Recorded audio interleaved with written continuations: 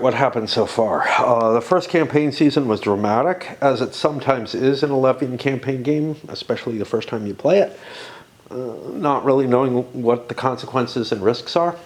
But also because, quite honestly, when you're playing with hidden stuff, when you don't have a lot of open information, people are more likely to blunder in and make dumb moves.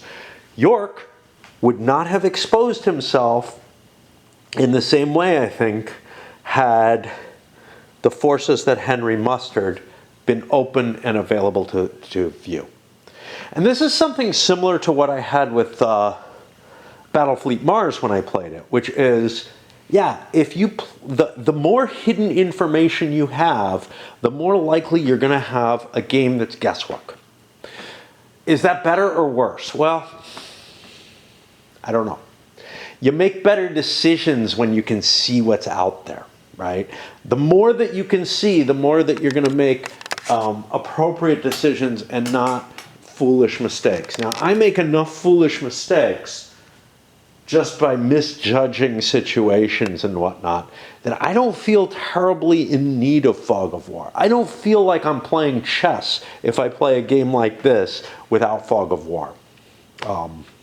But I do feel like it's part of the intention of the design is to put that fog of war in play.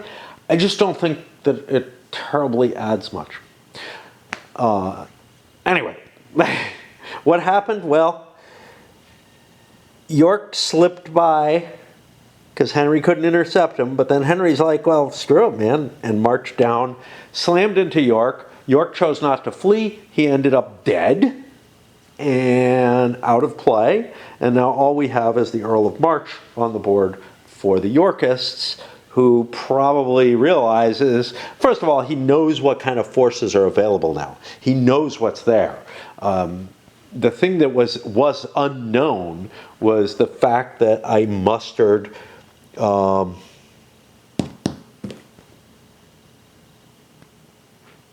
forces from London, which weren't all that big. They're not tiny. Now, I should have known that was possible. There's no question there. Yeah, 3 units. But yeah, honestly, I was outgunned in either case by there being 2 lords against 1. But I didn't want to flee with my major lord with the most force, etc. So the mistake I made was coming anywhere near Henry. And that was based on, to some extent, a card that I drew at the beginning of play that kind of dictated my strategy to move into this region. It was a bad move, but there you have it.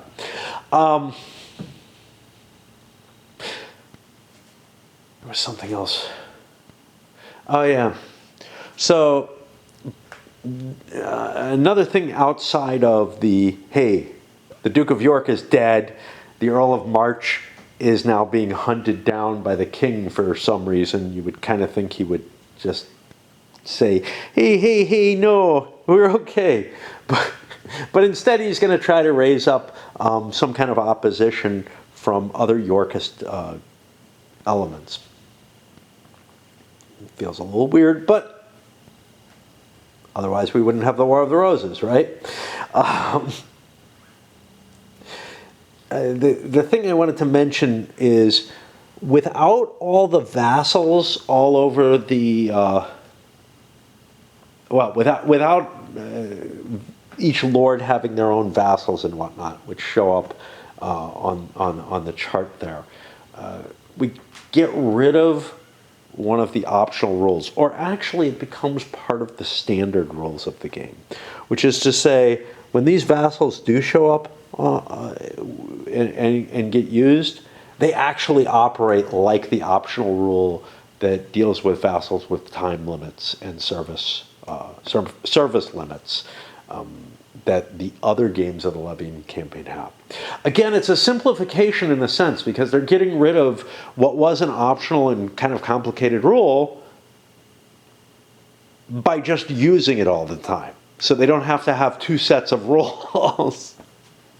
to handle the option. I have to say though, after playing Inferno, that's the first game that I thought, I'm not sure I want to play with the optional vassal surface limits, because the board was so crowded, the calendar was so crowded in that game. This one, I'm feeling less pained by the crowding so far.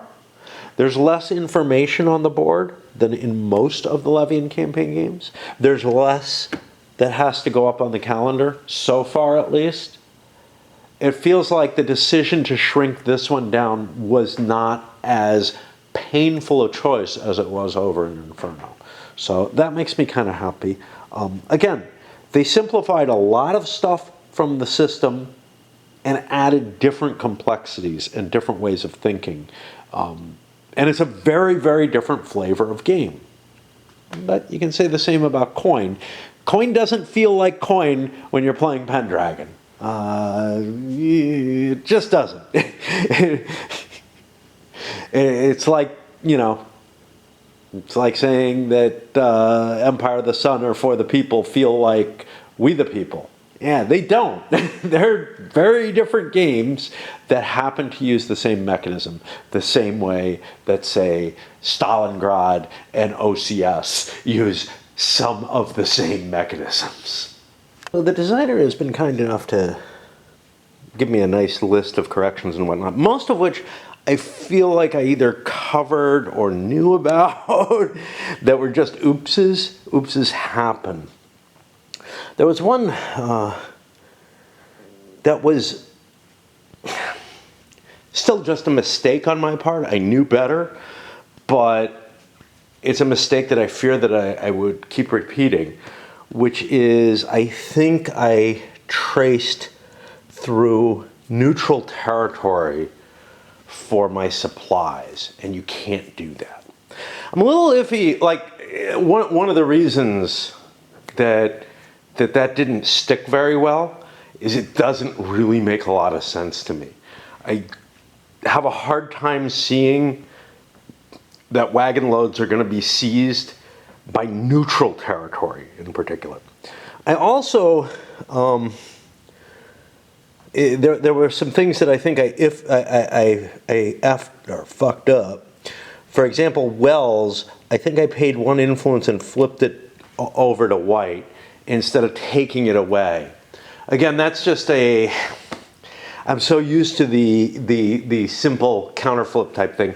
That may actually happen again too if I'm not careful. It's just a matter of, like, some of the mechanical aspects of the game aren't gelling as well as they should. So there are, he identified a large number of mistakes.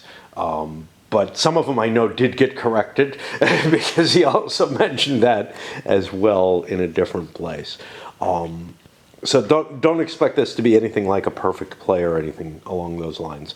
But it is very helpful to have the designer watching over your shoulder and telling you what you screwed up, because honestly, I've walked through some games where I've made a certain kind of mistake throughout the entire game and never caught it. And, it's just like, wow, yeah, I was playing it all wrong. So I will try to do better. Today's dancing night, and I can't do, I have a lot of raid that I have to do, so I don't think I have any time to actually come back and play. I'll probably be back on Sunday. I also had a couple of clarifications and something that I don't remember noticing, but it's wonderful. The paper, it's not the glossy stuff. It's real paper. I don't remember pointing that out. I must have, because he responded about that. He has personal reasons for having asked for that, but damn, I wish everybody would. It's a serious advantage. I mean, the biggest of them for me is that you can write on this stuff with a pencil. You can scratch little corrections and notes and stuff in without it being a pain in the ass. But there are a lot of others. it doesn't melt in your hands when they're a little damp. Like, you know, I tend to read in the tub, and I'm afraid to take GMT and many other modern companies' rule books into the tub at all. Sure, your fingers are a little wet, they cause an issue on any kind of paper at all. But that kind of weird glossy paper, it actually turns into not paper. Like the whole finish, everything just wipes off. The ink wipes off. It stops serving its purpose. Anyway, another thing was apparently there was a lot of he went to a historical group and to a specific historian. I can't remember the name. I'm sure he's in the credits. I can't imagine. Hey there. Let's see. Graham Evans. In order to ensure, you know, that things were correct and get everything lined up. So a significant effort was made there. And in fact, actually, that guy did work on the newest version of Kingmaker, which I'm actually really interested in taking a look at. I have a friend who may or may not be visiting me who might, I might convince him to bring it so I can at least peek at it. I have to clean the house if he's coming, though. But yeah, and that he was able to solidify for me the answer for Warwick's shield. And yes, Warwick, I know. I grew up in a town spelled the same way in the U.S., and they pronounce it Warwick.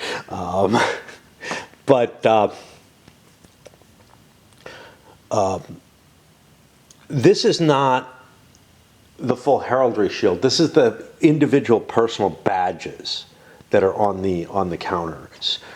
So while this is the Neville family shield, this is this particular the Kingmaker's particular personal badge, which I honestly don't know what that means. I don't know my heraldry from 15th century well enough to be able to say what they rode into battle carrying. I think they carried the family shields, but it probably was not a fixed thing. Like, if two members of the same family were fighting each other, they probably carried different variants. Now, see, here's the thing. When you had a family shield, this is what I do remember from heraldry. Each individual member had their own version of the family crest, right? Like, you know, a bastard would have a certain symbol on it, and this, that, and the other. So I am a little unsure of what's going on there, but this is just a lack in my knowledge as opposed to anything having to do with the historicity of either game. Because if you look at Kingmaker, the cards in Kingmaker represent a whole family rather than simply a single character. Sure, the Warwick, the Neville card has him as Earl of Warwick. Now I'm saying it correctly just because I feel like I've been shamed into it. But they don't represent all the titles that the family held. And, you know, yes, it represents him, the Kingmaker, during the time that, like, that's applicable. But there may be other times when it represents other members of the family and whatnot. So I just don't know. Anyway. A random diversion, but I feel like I should at least come up and respond because he wrote me a couple of lengthy emails to really help me along here. And nice guy. Okay, let's move into the next levy phase. Yeah, it's Friday. I probably should be taking a nap, but shit. I really probably should be. But I want to get a little bit more played. I'm going to do a little less detail and certainly a lot less agonizing over the cards and whatnot than I did in last turn. As usual, I like to step back a little bit. But I showed some of those initial angsty feelings that, I had in making any of these decisions. And maybe they were, justified, because look, I lost my major lord because of choices that I made as the Yorkists. Two new lords available.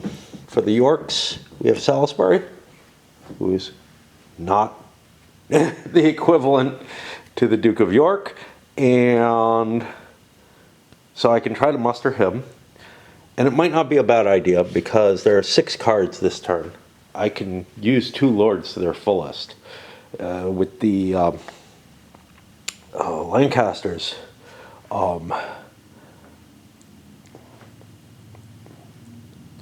being already coordinated under a marshal, they also may want to try to pull their lord in, who is Northumberland. Wow.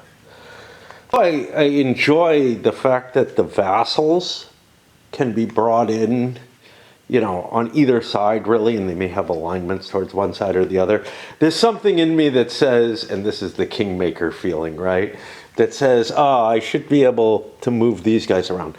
Honestly, in the period of any given war, what the game actually represents, there isn't going to be a hell of a lot of side switching going on amongst the major lords, even among the vassals. And unlike Inferno, which has a lot of capacity for at least vassals switching sides, this doesn't really. It's just that they're available to anyone. But once they kind of get committed, it's going to be hard for them to come back in on the other side. It can happen. They can end up disbanded and then show back up. But there's several months in between. It's not like the situation. Is it at Bosworth? I think so. Where the Stanleys are waiting up on the hill and nobody knows which side they're going to go for. Forgot about the first part. We draw a couple of cards. Now these are going to be Arts of War cards. These are going to be used as event cards. So this is a hold card. Played in battle is to have all missile hits to friendly lords unless the enemy leeward battle line, which is what this card is. So if both sides play the same card, I guess there's no wind. Yorkist block Parliament. This levy, Lancastrians may not levy vassals except by event. So that's in play, and I should probably put that down here to remind me. And then over here, seamanship. This campaign, Lancastrians may sail for just 1 command action. That makes boats a more attractive option. I haven't really been thinking about them much at all. But on the other hand, unless I need to shift rapidly, I'm not sure that there's much use for them. I'm still a little iffy about, what I'm trying to do, right? I was focused by cards like the Southerners card here, which I really don't want anymore. French troops add 2 men-at-arms and 2 militia to a Lancastrian lord at a port. This is not a hold card. I'm not at a port. This card just doesn't have an effect as far as I can see. I could look it up, but I'm pretty sure that's exactly what it means. So yeah. Well, we're going into too much detail compared to what I said, but we haven't handled the pay segment yet. So let's take a look at the rebels first. We have to pay troops. We have to pay 1 coin per 6 troops for each force. That's this. Okay. Lords may disband and then must pay 1 influence each at stronghold, 2 in exile. I can't disband. I need to be on the board to levy and whatnot. So I will pay an influence if I can find one. I am not in exile, so I don't pay 2. And vassals' sides may disband. This turns face-up vassals or pay 1 influence each to shift 1 box. I have no vassals. How is this worded? Sides may disband this turn's face-up vassals or pay an influence. Yeah, I have no vassals that I have to keep in the field. Okay. We go over to the Lancastrians. What do we have? We have a feed times 2. That means I'm going to have to spend 2 coin for him.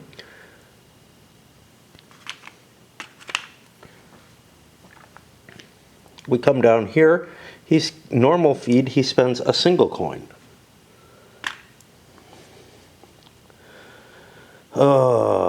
Lords may disband, then must pay an influence for each. I'm at a stronghold. I'll pay 2 influence to keep my lords on the board. Remember, these are your victory points, but like, it's really a hard call, right? It's like, what am I gaining from my lords? Would I be better off disbanding them? In particular, what about Somerset here? He's lost most of his troops. Maybe I want that influence back and get him off the board. But maybe I don't, because he gives me an influence each turn, so he breaks even. So screw him. I'll leave him there.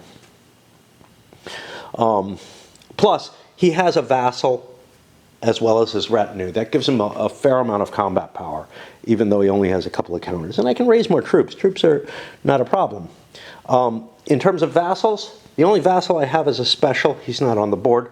Don't have to worry about that. Now we go to where I thought I was going to be. Well, first we hit exiles and vassals. I may muster this turn's exiled lords. There are none marked exiled there into exile boxes. Then return this turn's face down disbanded vassals to their seats so they can be mustered. Again, none of that applies, just hitting it. And now I'm where I thought I was going to be, which is the actual mustering, which is this whole decision making involving the cards and whatnot. I feel getting a second lord is really important. This guy is not badly positioned, although he did steal goods more easily than he should have. He should have been foraging instead of supplying because of this path. We're going to ignore that for now and hope we don't screw up some more. The thing is, without any influence markers on anything, it just kind of feels like, I got free passage through everything. That's what I get the feeling of. And again, when I think about the historical situation, I'm a little concerned with the idea that these military supplies would not make it through territory. I can see where they wouldn't make it through territory that's enemy, but they would not really have any problems going, I think, through neutral territory. But I mean, being unaware of something, that would not be unlikely, to tell you the truth. So where am I? I'm looking at levying a lord. I want to look at the rules. I think I know how to do this from the rest of the series and everything, but we're going to muster, levy a lord. Because there's things like paying influence and stuff that may be included. Okay, a lord or a friendly locale may use a levy action to attempt to levy another lord. In addition, either the seat of the lord to be mustered must be free of enemy lords, or they must have one seat of any of its lords, both free of enemy lords and friendly. We are looking for Rutland, right? I'm having some vision issues here because Salisbury and Rutland look similar. I think this is actually the black, which is Salisbury. Where is Salisbury? Is he at York? I believe so. Okay.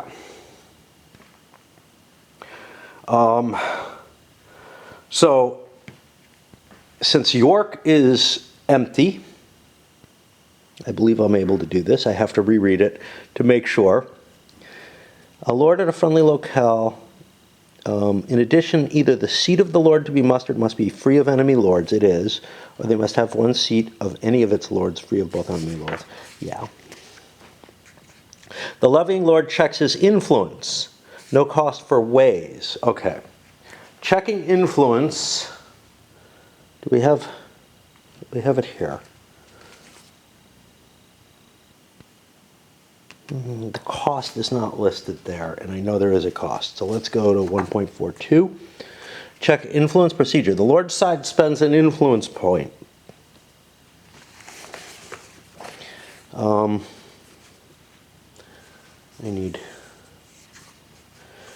need more hands is what I really need. This is the problem with the camera. All right, check influence. Before rolling, I can spend additional. I have an influence of 2, 3. I have a command. What else did I give myself there? Oh, I count. Yeah, this is one he caught on me. I counted this as lordship. There's so many numbers in this game, it's hard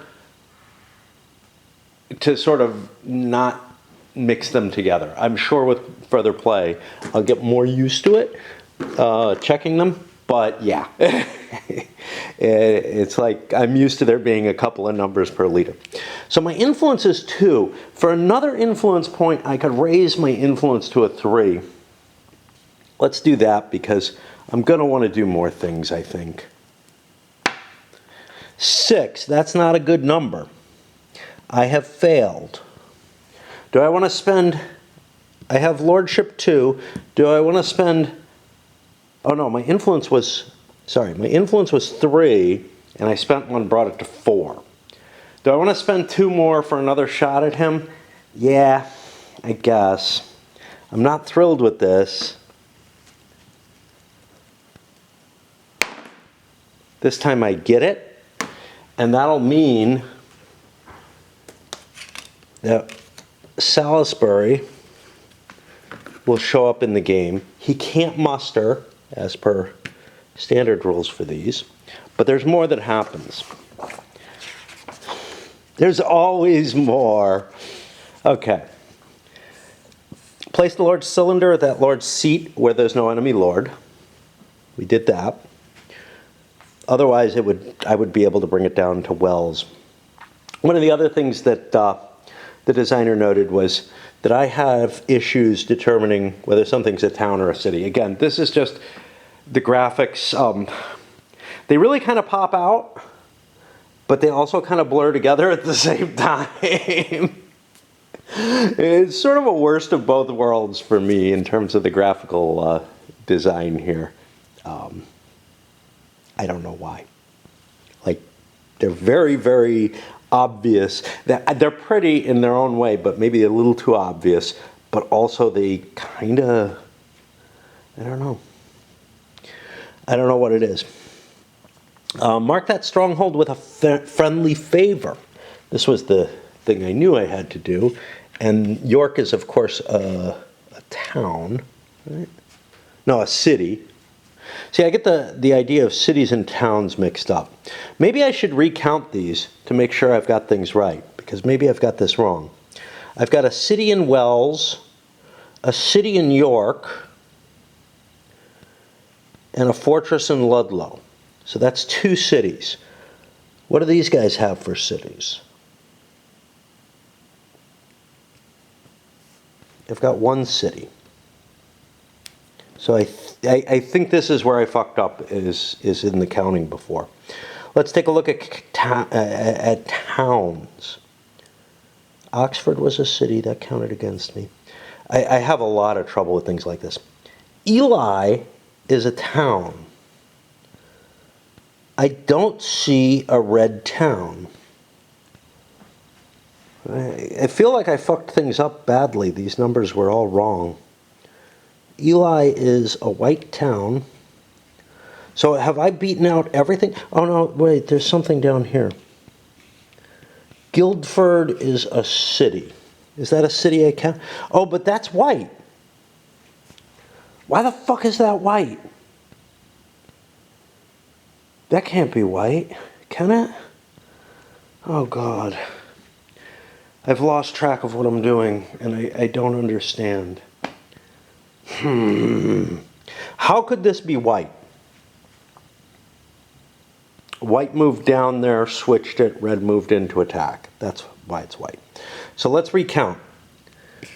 City, city,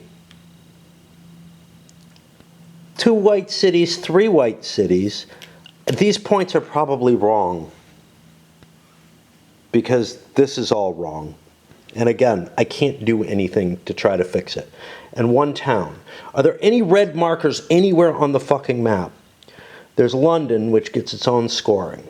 And that's it. And Oxford. God, I'm really having trouble seeing anything. Oxford's a city, that drops us down to 2. But still, this number is way better for the Lancastrian, for the Yorkists than it looks. Yeah. I can also not keep the 2 sides apart. That's Kingmaker's fault. Okay, I think this point value is just wrong. Let's see how wrong it would be. End of campaign, Tides of War, see influence point summary. That's not this, that's here. Tides of War.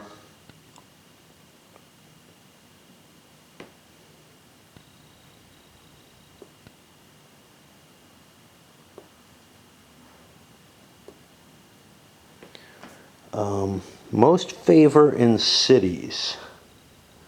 I don't think I had that played in their favor. And most favored in towns. I also don't think I scored that. I think I had things fucked up. So we're going to move this 3 back. That'll extend the scenario a little bit, give the Yorkists a little more breathing room. Is the number right? Highly unlikely, but it's probably righter than it was, because I definitely had those counters fucked up. Wait, what's this? Oh, these are hits markers. Okay. All right, where am I? I'm lost. I really am. Okay, I spent both my muster actions. I've got to find the mustering rules here. Both my lordship were spent. I did this, put the large card on an unused, place the retinue along with starting troops and assets, and that's it. The next thing down is another action. I've used up all of my levy actions for March.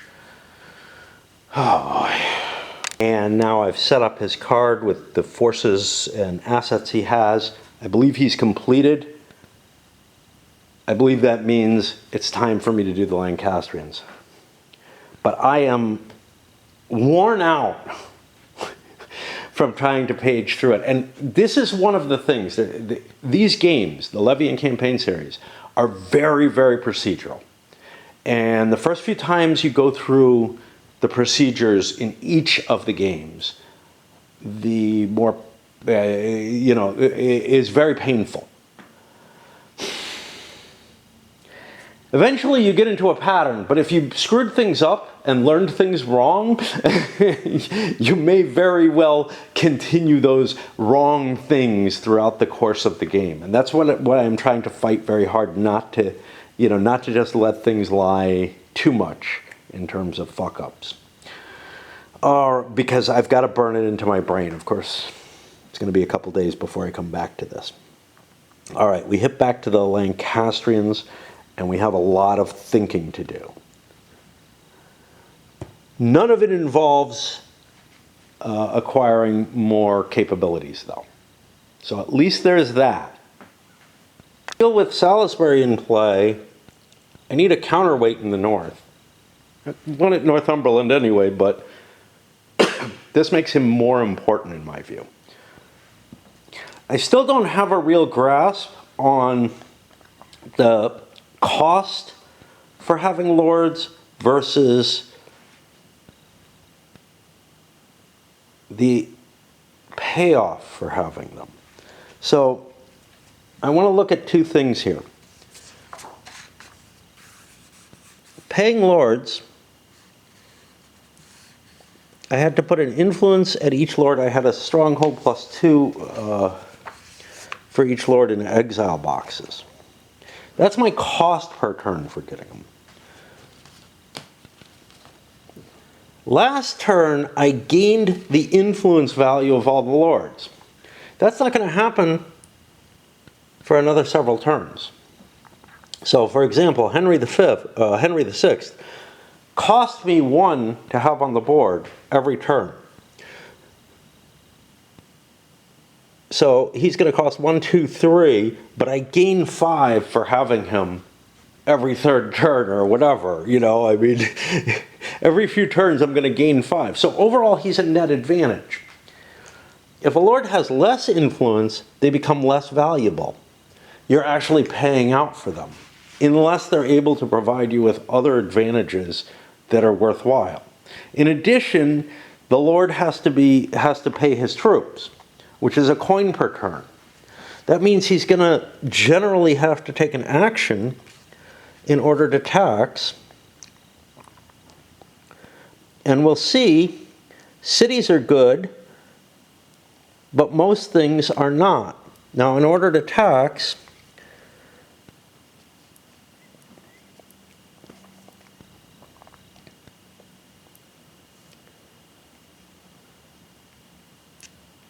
it has to either be your own seat or a vassal's seat.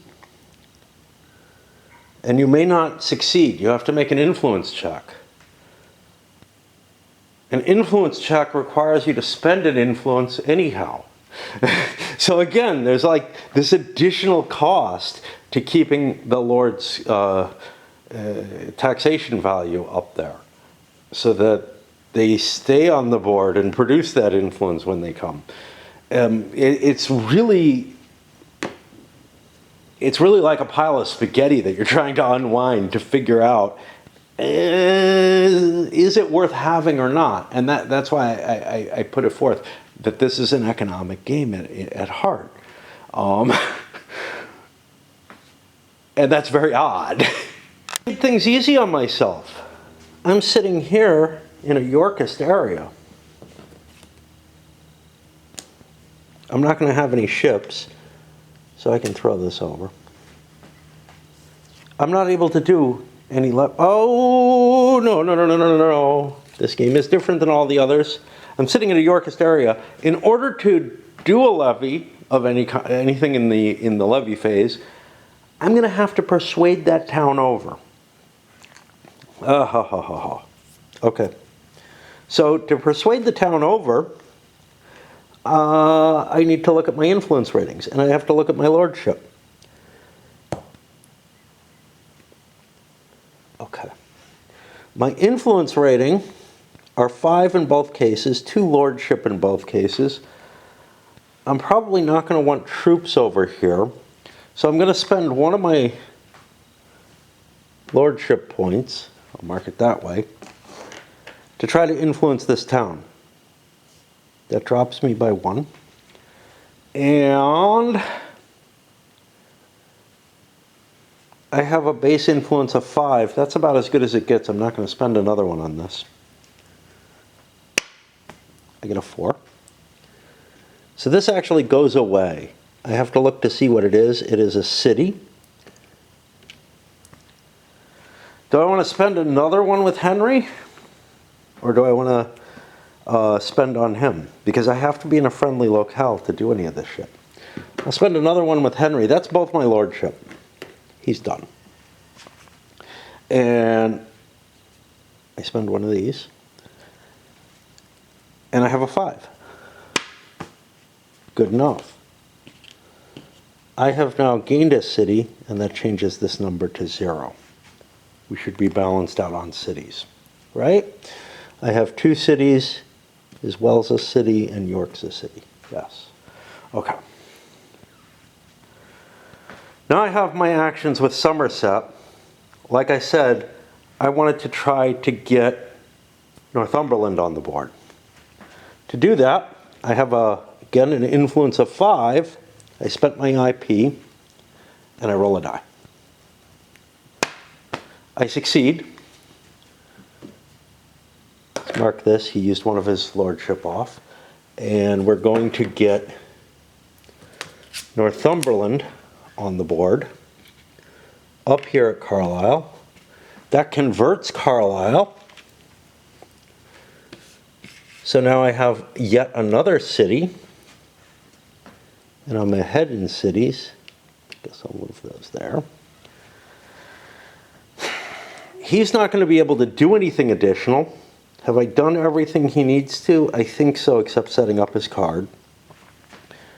So I have one more thing I can do with Somerset. Now those other things I can do are, I could parlay further out. I don't want to.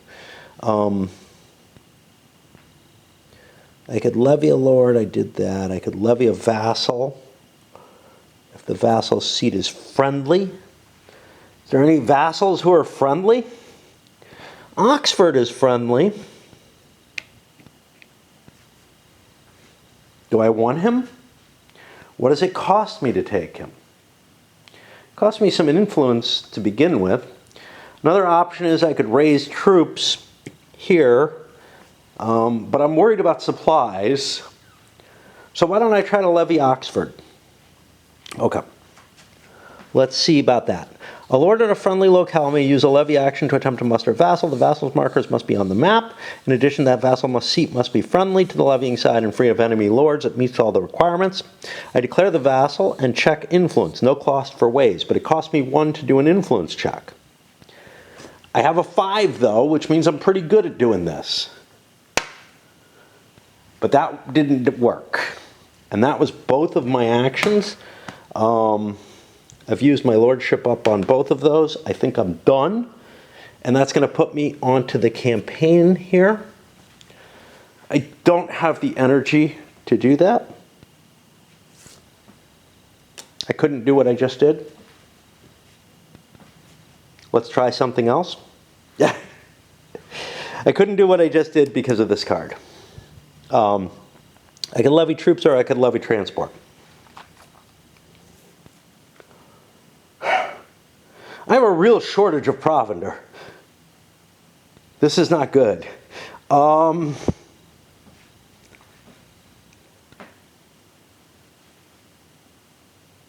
do I get supplies?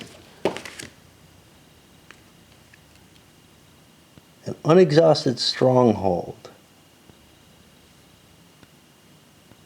It's got to be a friendly locale. I could spend influence and try to get additional areas. Or I could count on converting areas and not really being able to pursue March. Of course, March has some food, which he obtained illicitly, of course, but let's not worry about that. What do I do?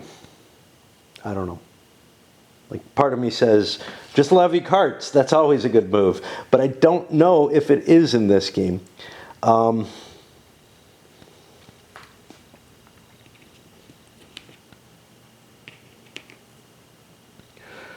Rochester's in the south. What's domination?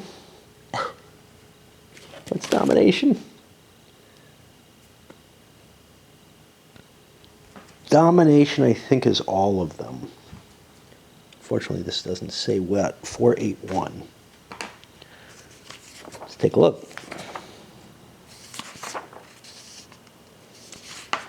Section 4, okay. Section 4.8 is end campaign. 481, Tides of War. Each area adds 1 point that has a lord anywhere, plus 2 points if it's dominated in favor of all the strongholds. I mean, we could start creating a basis in the south. There's a lot of territories to get control of. What did I have? I had nothing that mattered there. Winchester's in my general direction that I'm going. Yeah, let's try that. I'm going to spend 2 influence to try to convert Winchester. I know I could do this with command points. But okay, I succeed with this. So I get a marker here, and that is again a city. I've moved my cities up to 2 net. All right. Now we're done with the levy and we're on the campaign stage. I will put a white die or 3 up here to remind me, and I am going to discard this. I don't have any boats, so I'm throwing this out and I'll load him up. And that's it. I'm done. I'm done for today. I'm fatigued. What you're seeing though, and I tried to express it with, hey, it's very procedural. You have to follow everything. putting those procedural things together to figure out what their net effect is going to be for you is an added burden. These games, the Levian Campaign series, are a real big, they have a high learning curve, essentially, in terms of, I find them quite a struggle to try to capture, to try to understand what you need to do and how you need to do it in each of these. It's for every single one of them. And that can be a turnoff, I think, to a lot of people. For me, it probably would be. If this was like a World War II game, I'd be like, ah, fuck it, man. But the fact that there is nothing else that captures the operational combat, well, operational concerns in medieval combat, and maybe others as well, as we're seeing it's going into the ancients. I don't know how I feel about that. Oh, no. It's so the one is going to be the Greek invasion of Sicily. Wow. So yeah, that's less of a big empire type thing, and comes closer to sort of a medieval type situation, because you've got multiple competing concerns and sections with varying loyalties and all kind of stuff. You've got all kind of interesting stuff going on, where I think this actually will map to it better than I was worried it might. Yeah, if it had been like Carthage versus Rome in Sicily, I think I probably would have given it a big pass and waited for, played the Berg games instead, and waited for Thunderbolt to come out. But yeah, I mean, the burden of trying to figure out the sort of Euro-ishness of these designs, and they do have a strong Euro-ish aspect to them, right? And this one maybe more than others because it is so economic. They all have this, honestly, this one is less, so no, this one is too economic to actually be Euro-ish, right? It goes beyond the Euro-ish nature. The normal, hey, I have to collect up supplies, I have to do A, B, and C to do D, I have to set up all my ducks in a row. That's all here still. But this also has that complicated concept of the balancing of valuation that this little sucker brings into play. And that just, I don't know, that kind of changes a lot of things. It makes it feel less like these Euros where you're just trying to collect up points to things that feel more like 18XX or something, where you have to spend money on things that may or may not make you money. And you have to make that evaluation in each case. And you have to evaluate, how much money will each of these choices make you, as opposed to simply I want to generate an engine that creates me victory points. There's a difference because it's zero sum. And it's hard for me to quite put my finger on it, but I think that's the heart of what's going on here. Now, obviously, if each person had their own track and one was simply subtracted from the other at the end, that would still be zero sum, right? So how does that differ from each person having their own set of victory points? Well, because each point that I'm paying, I'm essentially giving you a point. It's split up. I'm giving up a half point and giving you a half point, or whatever, But in each case, I am giving something to my opponent, as opposed to we're simply all competing for who can get the highest point score by optimizing the manifold the best. I don't know. Okay, it's Sunday now. Jump Friday and Saturday, as always, a waste in terms of gaming time. And I notice I did what I promised I wouldn't do during Almoravid, which is I stopped right after the levy phase. It's okay. I was playing on Friday, wasn't I? I don't know. Yeah, that's why that happened. I think as a bright point, this game is a little bit simpler in some ways, or maybe I just don't understand the strategy enough to be able to formulate the detailed plans that I had in the other. I think it's more likely the latter. I've started reading, just dust on my bookmark. I came off my work table. I've started reading the historical background in here. You know, it's funny because I've read about as much of the historical background of this era as almost anything. Yet my mind is a sieve, and I just, it's like I read things and I'm like, yeah, I kind of remember that, but it's like coming to me anew as I push through it. So it's not like any of the things where I've put any focus on particularly work well for me. All right. That means I need to move this, and I got to be careful. I should grab it by this. It's designed so that you can grab it by this, because it was about ready to pop out of my fingers. So we're on the campaign, and it's time to plan. Okay. Just making sure that I'm in the right place there. The York side, I've got 3 Salisbury cards. Speaking of which, what I didn't realize was that is Warwick's father, which I find kind of... I really don't know how the Neville land was divided up, obviously. But anyway, I have 6 cards to play, and I have 6 cards for my lord, so I'm going to do them all. I don't have a lot of interaction with the lords. I look at Salisbury, and he doesn't seem to be any threat, whereas March is in a lot of danger. I think I'm just going to do this, although what I might do is 2 actions, delay some time, and give March a 3rd action afterwards. I have to worry a lot about him. He has no money. That's something to consider. So let's say on a 1, I delay his last action.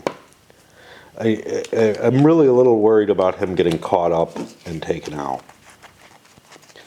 So not a lot of thinking had to go into that command phase, and part of it's because I don't have anything active to do. I just, like, the only active thing I have to do is get the hell out of Dodge.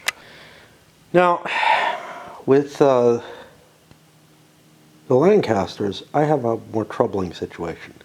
I have 9 cards, and I can only use 6. And at first I thought, that's great.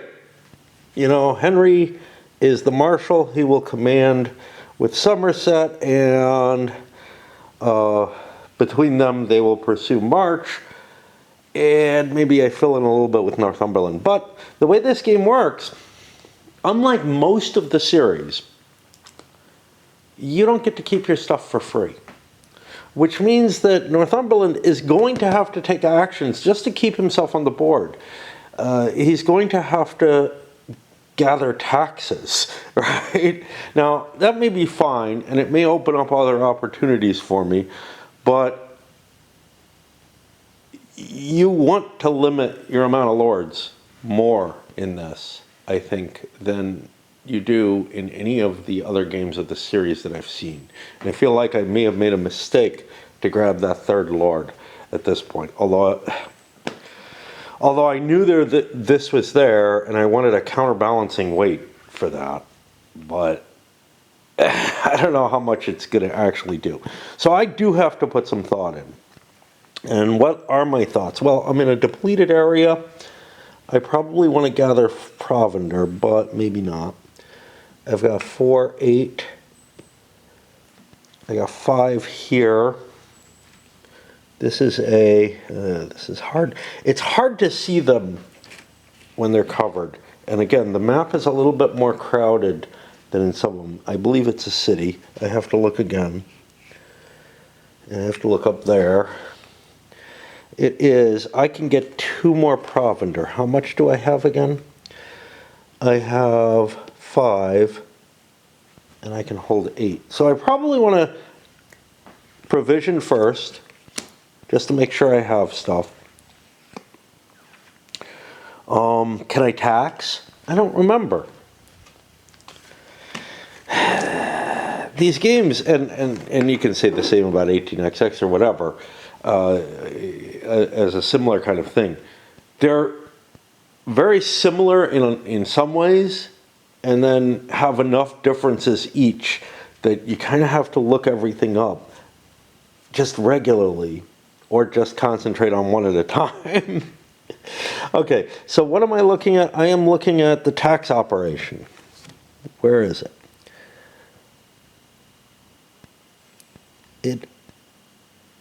It has to be own seat or a vassal seat. I have no vassals. Did I try to get Oxford? So this is problematic. I don't have a lot of places where I can get money. Where are my seats? Yeah, this is also not trivial to see. I don't have that listed. I don't have it listed, obviously, on the generic placard that holds everything. I do have it listed here. Wells is my seat. Where's Wells? Wells is back here. And will probably be at least depleted, if not exhausted, by the time I get there.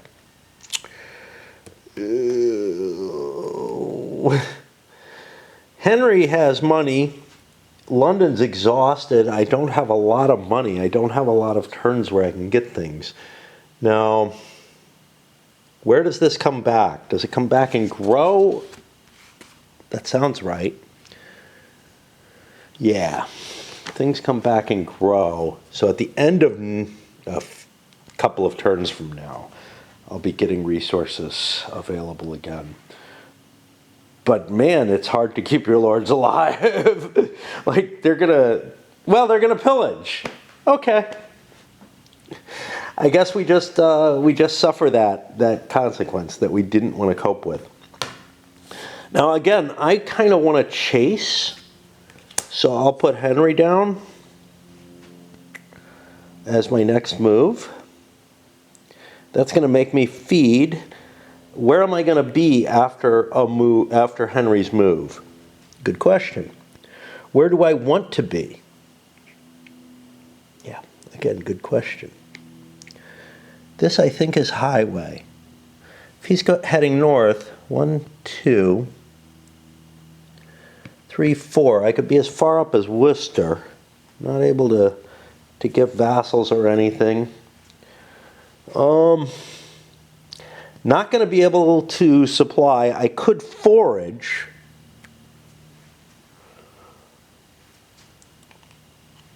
Which would give me some chances. How much food have I just eaten? I have just eaten 1 turn's worth of food, which is 3 of my provender. I think I can do another Henry.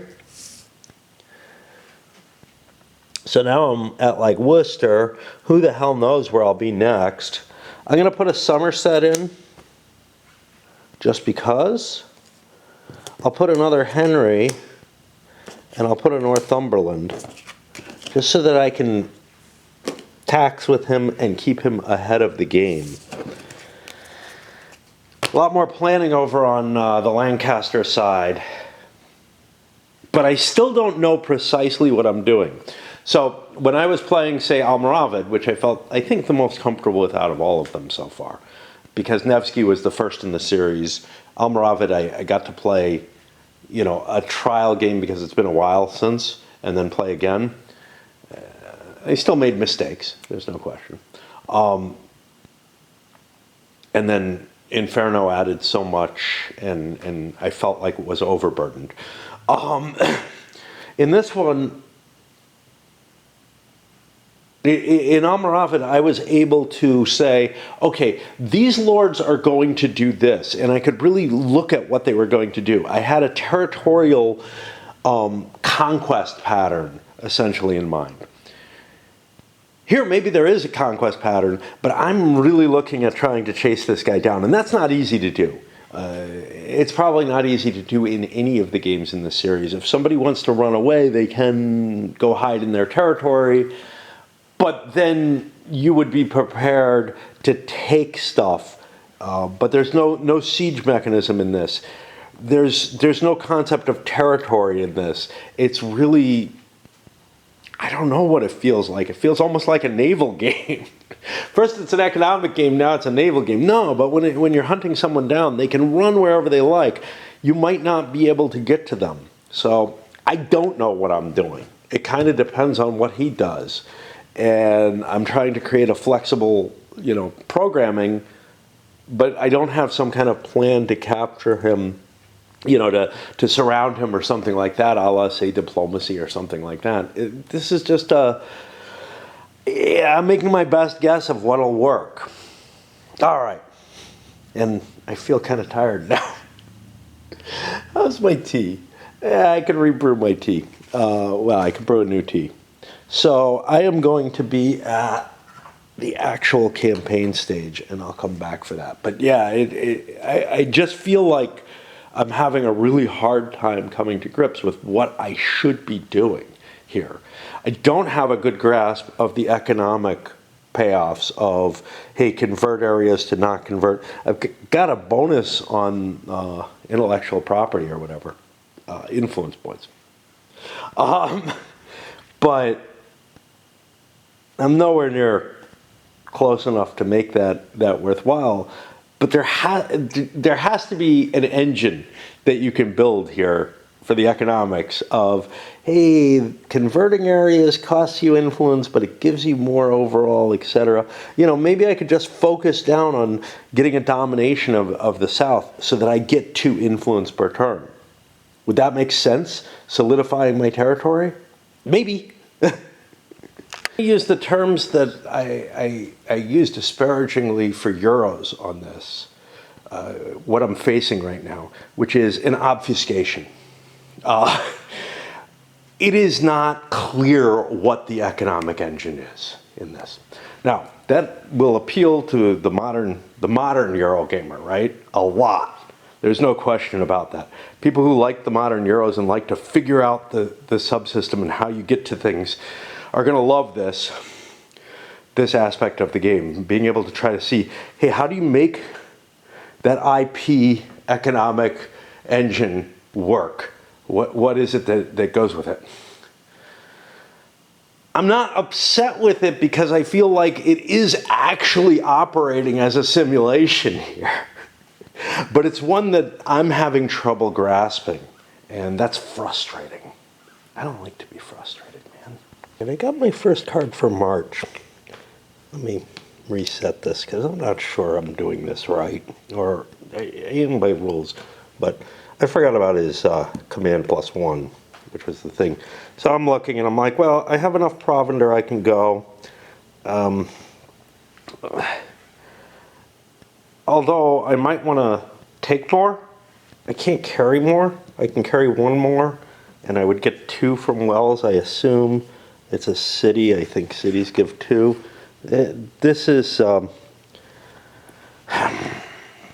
grabbing stuff on the hoof is harder for me to remember in this game because it's different. And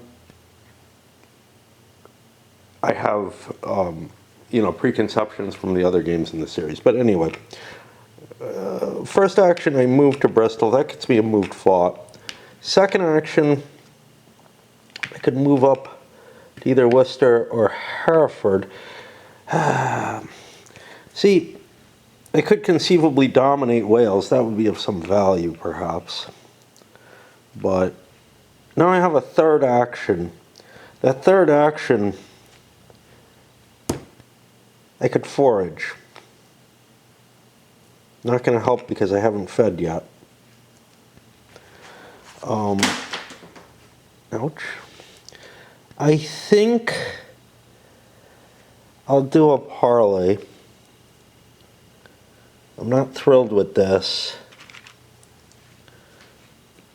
but that'll move that. I spend an influence to parlay. No, I don't spend an influence to parlay because I don't have to check influence. So I spend an influence, or I drop a thing, and I've got another city, which drops this down. Okay. And I guess that's it, and then I feed, and just not sure what because on my next action, I'm coming up again, I'm going to have three more actions. Well, I'm probably going to want to grab food, but then what? I can't tax. I will be allowed to tax here. But it's just this whole, I don't have a real goal in mind except get away from these guys. Well, I've kind of done that. We'll see where they go. That one first, I did build up my provender. Okay, that's now exhausted. I hope I did that right. Like, I think I flipped it. If it was already flipped, I'm fucked, but I don't think that's the case. So that's now exhausted. I've got 2 extra provender from there. I've got another action, and I'm just left with, well, I can't march. I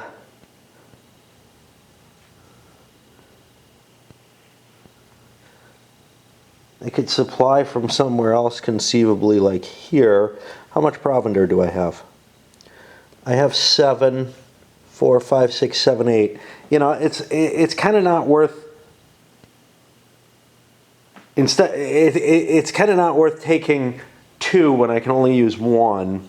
So I'm not going to do that. Did I want to take this? I can't tax it. Yeah.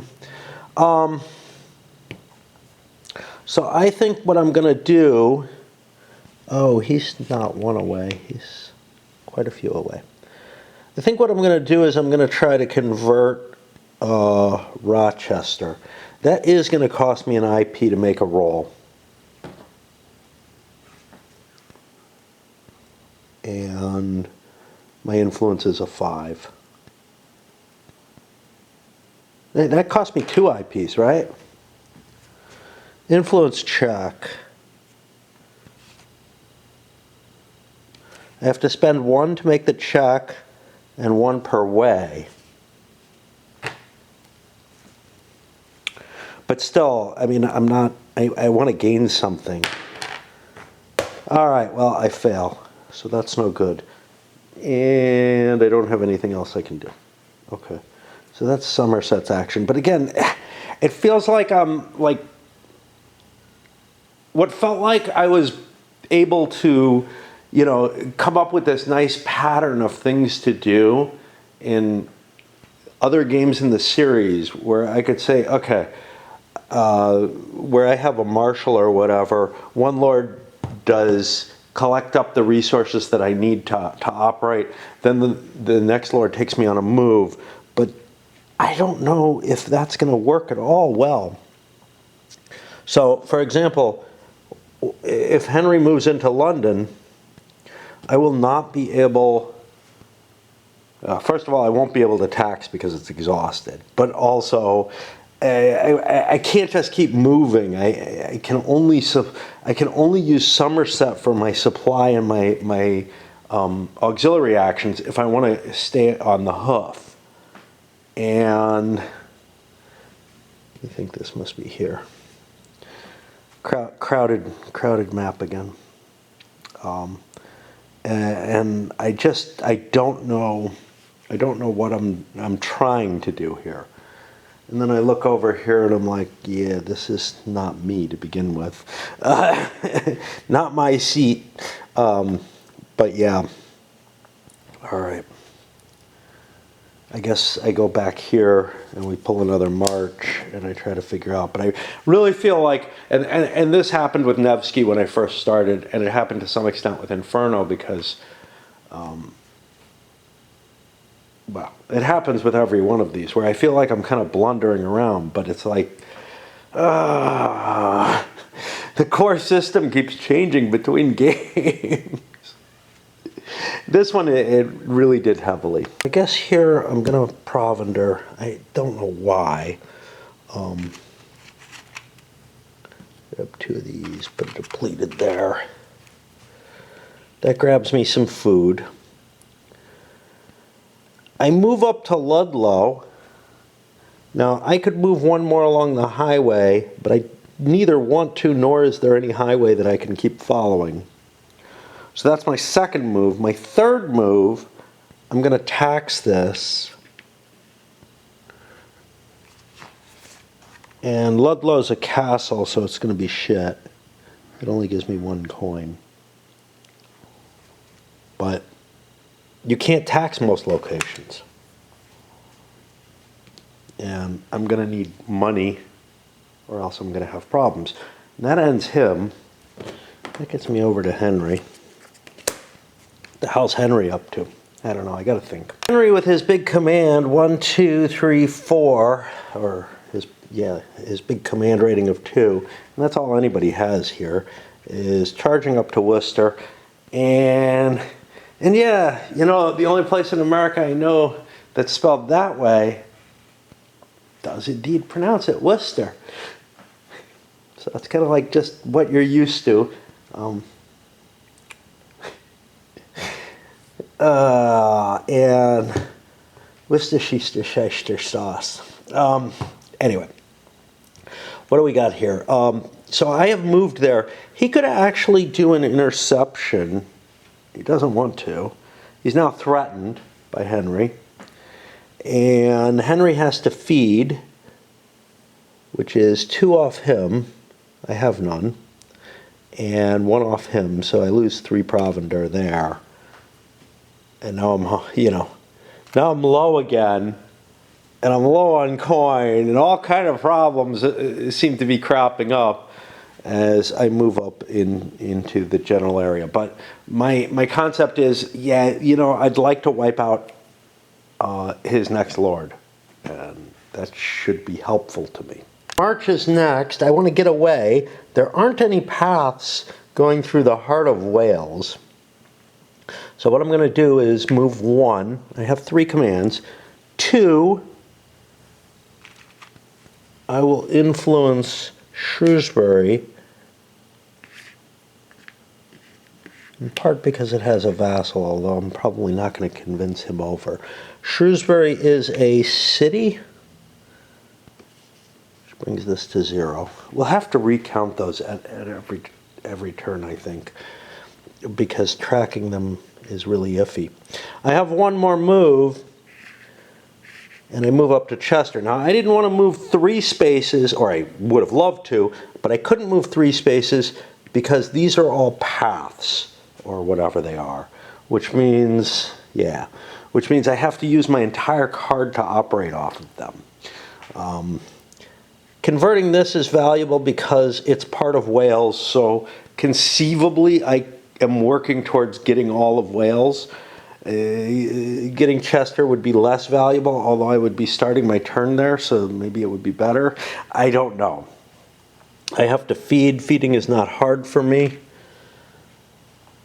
And we go back over here. And do we have 2 Henrys in a row? We do. So we could try to track him down.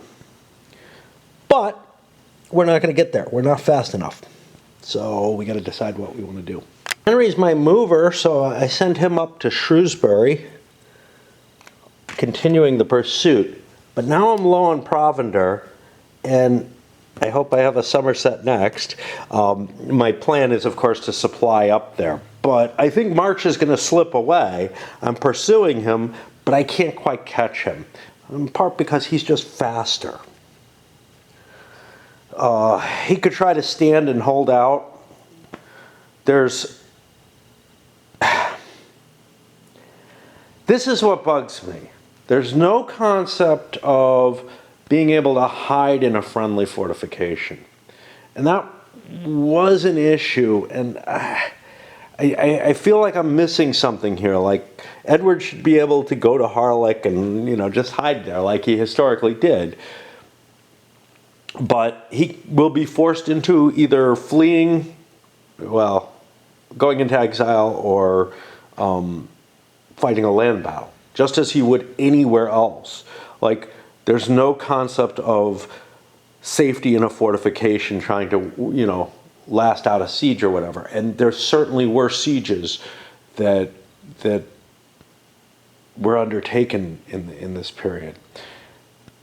And they just usually weren't successful. So I don't know if that's like meant to be, I don't know if exile's meant to represent that at some level. I don't remember anything like that in the designer's notes. I know he went into why he left sieges out, but not a hell of a lot, into it. And now I'm finding myself facing questions along those lines. Anyway. That puts, so I'm back on March, and he's thought he'd be further away. Salisbury has 2 commands. He's going to have to pay his troops at some point, so I'm going to do a tax action there. Wrong kind of marker. What am I at? Carlisle's a city. That may give me 2 coins. Yeah, city gets me 2 coins. So that's kind of cool. All right. That buys me some time. I don't think... I mean, do I want a provender? Yeah, why not? Why not? Because I only have 1 fucking cart. Wow, that's a problem. All right, do I want to move or do I want to do something else?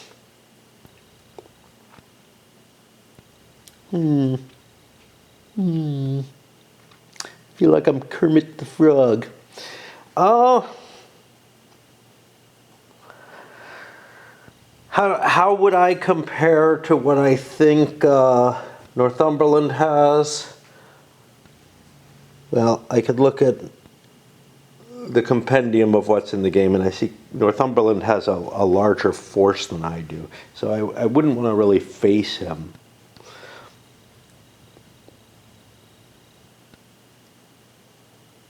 I could spend influence, or I could move and start converting areas.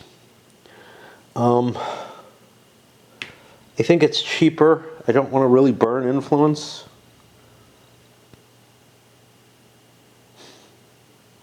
I hope I've been moving this in the right direction when I do. I think I have. Okay. So now I do have to spend my provender, and we should be seeing a Somerset here, no?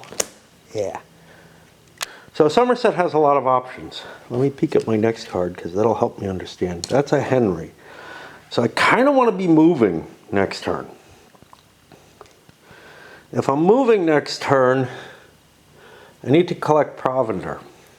I need 3 provender. If I do forage, I only get 1. And I need 2 more. Now I could forage twice, but each one's only a 50% chance because this is an enemy location and it's next to an enemy lord, so it's a problem either way. Who do I have next? I have one last Henry. I could also count on pillaging after I move, which is kind of a shitty thing to do, but what the hell. I could also convert the area, which might be my best move. So what I'm going to do is I'm going to spend 2 influence to convert this over. It's a city. First one in my favor, second one in my favor. I can do that for free, right? If Lord is target, shift 1.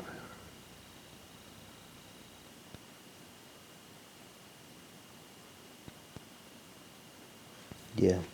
And here I'm able to convince them even though I've got an enemy lord adjacent. It doesn't help me with foraging, but it does help me with supply situations, so it's not that terrible a thing. But I've wasted my turn converting that over. I could have gone on my own and fought March. I don't want to do that. Somerset's particularly weak. That gives me another Salisbury. Oh, I've used all my marches. Have you used all my Henrys? No, I still got a Henry. We're going to have a fight. Okay. What is Salisbury up to? Well, he taxed, right? I don't know that he did. Well, he must have. What the hell did he do? Jesus, I don't know what he did. I am confused now. I think I fucked something up. I think I taxed, but what else did I do is a good fucking question. Now, why do I have no provender when I started with some? Because I moved this fucker instead. That's what happened. I got confused as to who I am. All right.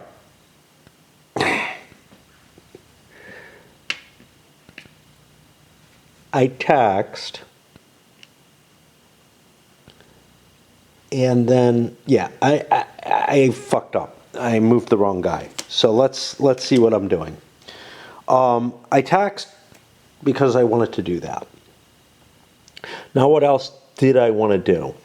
I know that I'm weaker than Northumberland. What do I want to do? I could actually have, instead of taxing, I could have gathered my forces, which would have saved me. You know, this is what I would have done. This is simply what I would have done. I put the coin back. I would have moved here with my last move. Does that change what Somerset did? I don't think so. I don't think so. Okay. That means I'm on Salisbury again. Salisbury is not, neither Salisbury nor York nor March is a lieutenant. I'm standing here and holding my ground. What that means is I have two commands. I drop this. No, that doesn't happen. Chester is a city. I drop their cities down by 1. And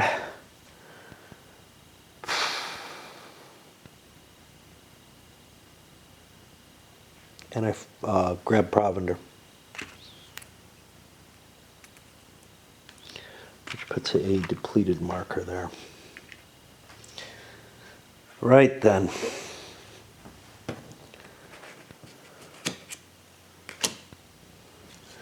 Henry gets to go again. Now this is the point of question. Do I want to face their army with mine? It's why I went up here. I know what Salisbury is like, size-wise. I don't necessarily know what March has.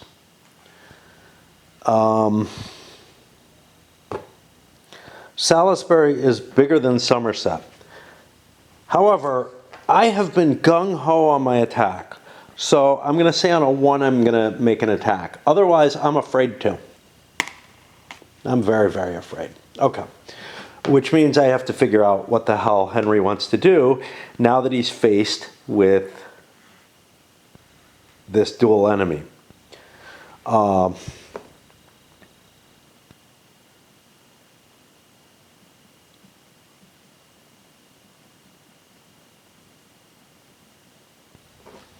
How's my supplies? Well, they're shit. So I'm going to gather provender. That's for sure. That gets me 2 supply.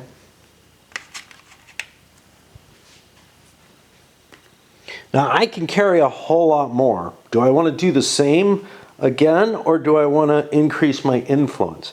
This is sort of my last action. Well, this is my last action with these guys this turn. My next card is a Northumberland.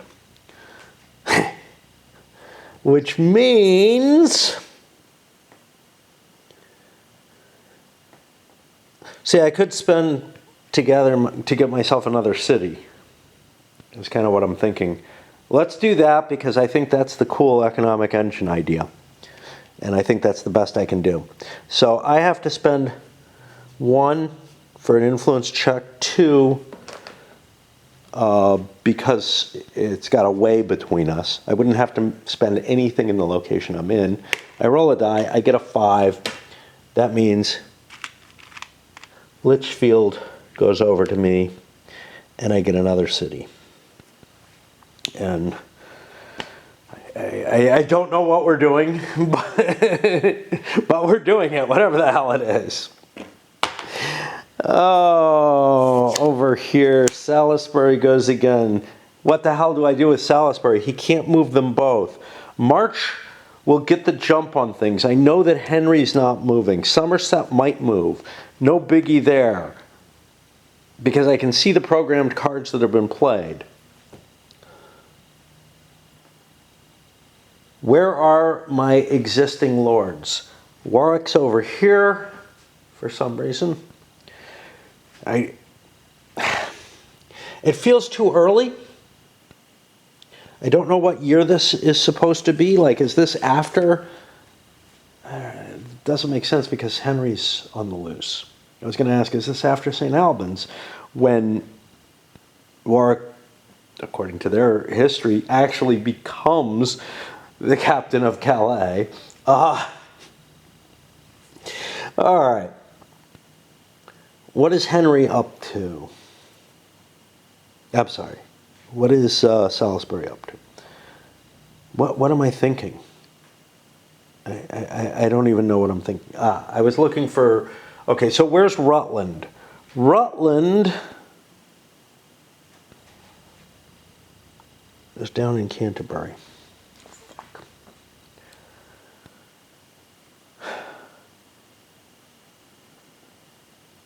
And we have an interest in the south.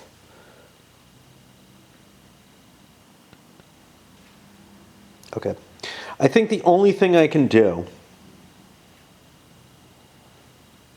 is I'm going to slip Salisbury back over to York. What? He has 2 provender. He can't have 2 provender. He must have gathered after something. Anyway, no matter what, he spends his provender to do that. I feel like I don't know what I'm doing. I'm like... Salisbury moving over here saved March's ass. March gets to make the next move and gets to save his ass again by moving into York. And then my plan is to try to move south again. But boy, does this feel like Byzantine. And like I'm not doing anything of any value. In part because of these damn paths. My last card is going to be a Northumberland card. And damned if I know what he's up to. Well, we had already decided, right? He's powerful, but he needs to tax. And he has more provender than anyone else does. So he'll draw his tax. And do we want to move to Applebee's? I think we move to Applebee's, which is more appealing. See, but this isn't a friendly locale, damn it. We can't levy if we're in Applebee's. We can't order anything. So what else could I do? I could tax again, or I could spend some influence. Why don't I spend an influence to try to convert Applebee's? Make it 2 influence. And this is, I'm spending white influence so it ups the red. And what is this guy? He's a 4, which means he's not too bad. I could spend another influence to increase my chances to a 5. Why the hell not?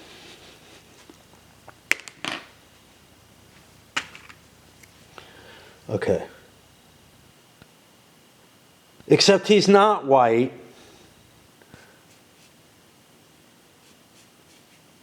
He's red. But we get a town in our side. Yay. Oh, wow. How I think that this is white is really hard for me to tell. I just keep making the same kind of mistakes. Alrighty. That is the end of the cards.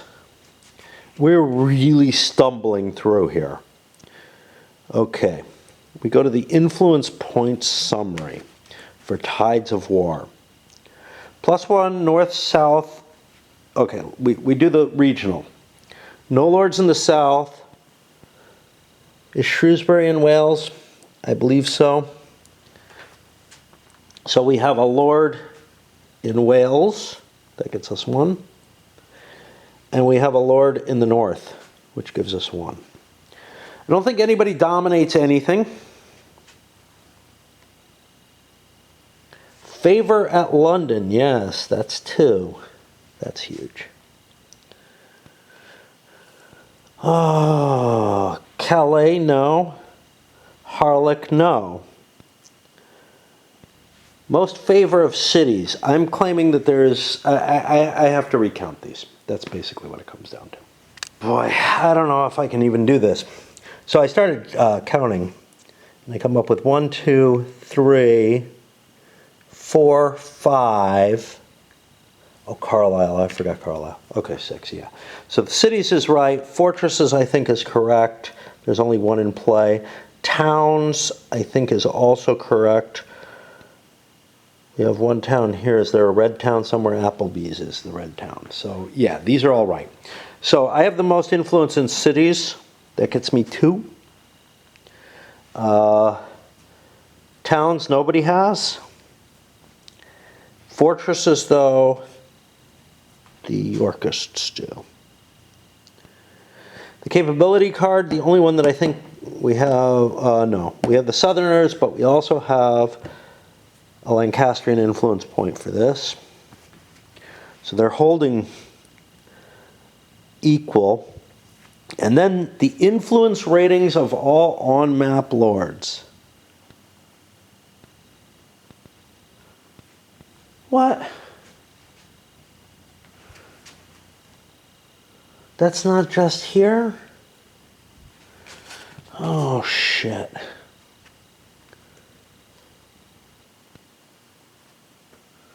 I think that's just here, and it shouldn't be in Tides of War then. Oh boy, 4.81. This is annoying.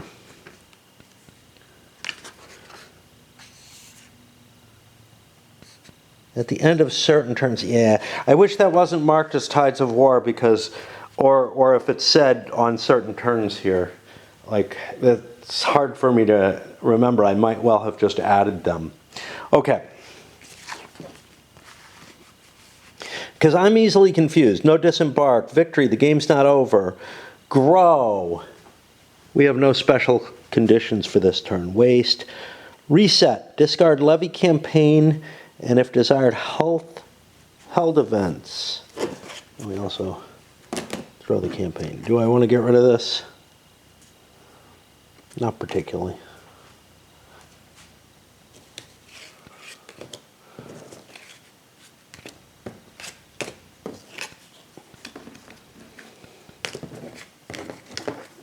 These. This moves over. I'm going to try to get another turn on this video. I know it's probably pretty long and it's going to just go longer and longer, but I'm fatigued by this though.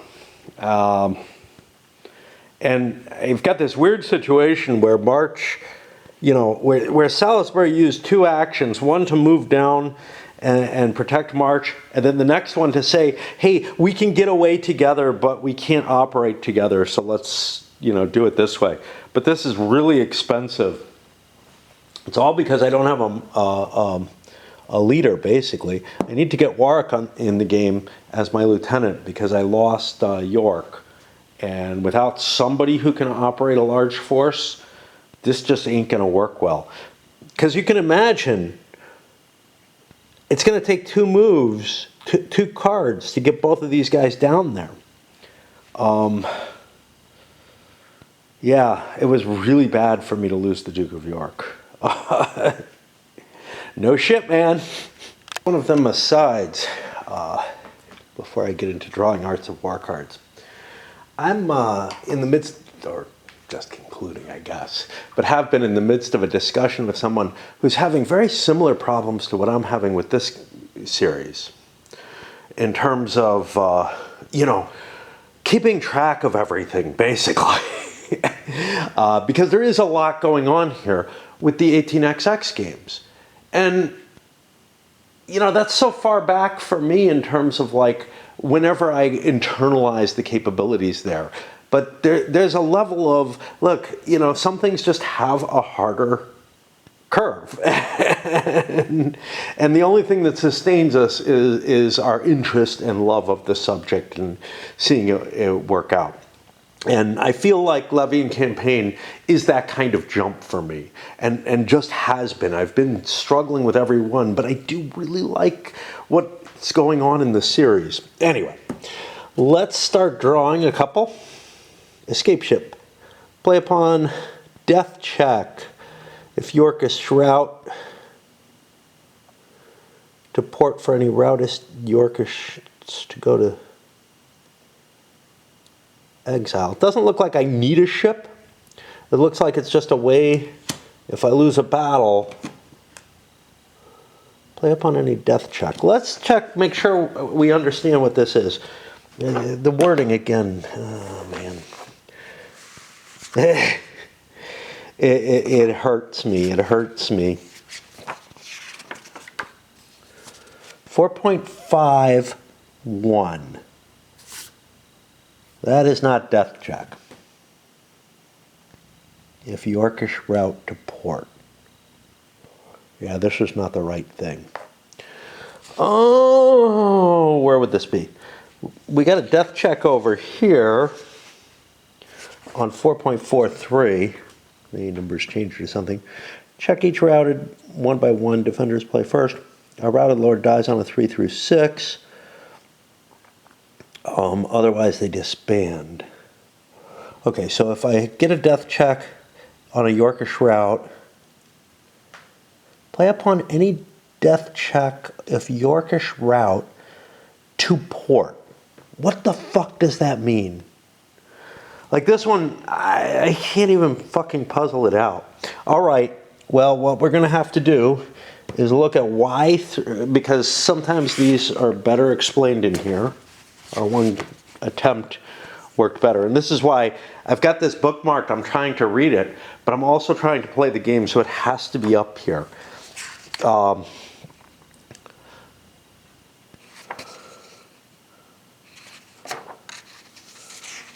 So this is events, yeah. Play upon death check, yeah, this says the same. Play at the end of battle. So the tips tells you what you need. Before rolling for death, only if the playing side is at or can trace an overland route to a friendly port per supply rule, which I think means through friendly territory. The defender must decide and play any events relating to death checks before the attacking side does. Yeah, a lot of rules on here, man. The playing side may select any of its routed lords to automatically apply the exile procedure. This effect occurs even if a block forward, yeah. So this game seems to rely more on the background book to fill out the cards in terms of how we get out of an area. That supply check rules, what does that mean? I think that means I'd have to be at a friendly port or trace a supply line back to a friendly port. Like I think even the end location, I have to be able to slip away into a friendly port. Neutral's not going to do it.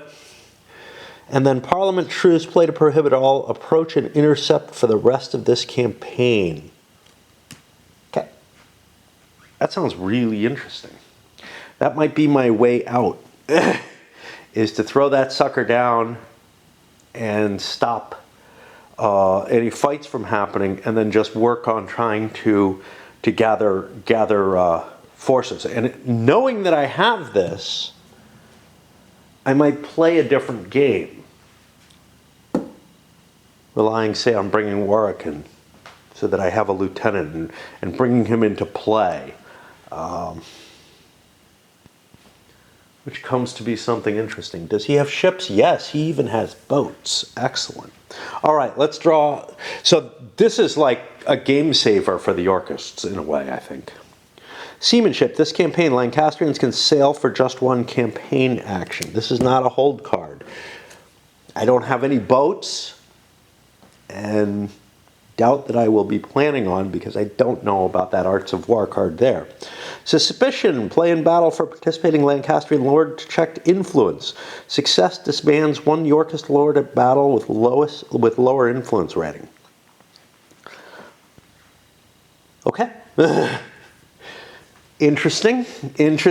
What things am I giving up for this, right? Like here, I'm giving up church blessing, men at arms have armor 1 through 4, sounds great, but you know, I like this, being able to take somebody out of the battle. What, he just disbands, right? So conceivably, if I could get someone, see, unfortunately, March is the one I want to kill. I want to get rid of the Yorkist heirs. So taking him out in battle is important. So I need to be able to take out Salisbury, but I can do that. Henry and Somerset both have higher influence than Salisbury. So, yeah. All right, looks promising. And where are we? We're on the levy. Levy. It's pay time.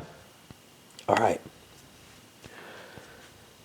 Everybody has to pay for their troops. These are both pay ones. No big deal, but I'm out of money. Again, already. Now, out of money doesn't mean disband. It means, but it might. If you're in an exhausted area, you won't be able to get anything from it. So, yeah. Interesting, yeah? Northumberland has to pay. I keep flipping these over. I think because the last game I played had counters work that way. Somerset has no money. Henry pays 2. Somerset's in trouble. Okay. Looks to me like we have to plunder. Let's look at this. Unpaid troops pillage.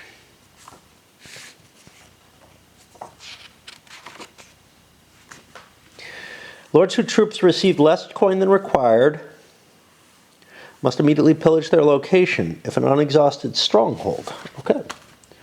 Pillage is not a thing. It's not a command. Or suffer an exile. When an unexhausted stronghold has several unpaid lords, the owner chooses one lord to pillage. Add coin and provender per the folder's stronghold table. Ah, we have a pillage thing. Okay, so I am sitting at Shrewsbury, which is a city. So I get 2 provender and 2 coin. Wow. I needed the provender too, but anyway. Get 2 provender and 2 coin.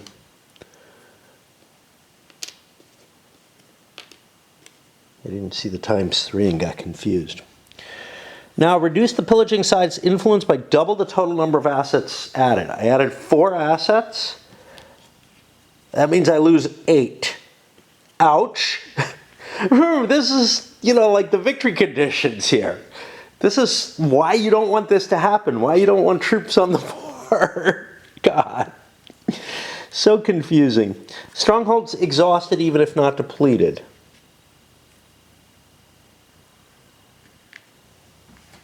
Now, does this only happen? Yeah, it has to be an unexhausted stronghold. Mark the stronghold with enemy favor. That is a city. I lose 1 for flipping to neutral, 2 for flipping over to Yorkist.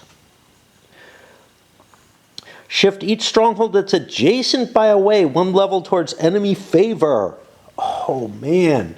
All right, let's work our way over. Ludlow is not affected. Lichfield, that's a city, goes pro-York. Wow, you really don't want this to happen, man. And this one's okay. So I didn't lose all that much,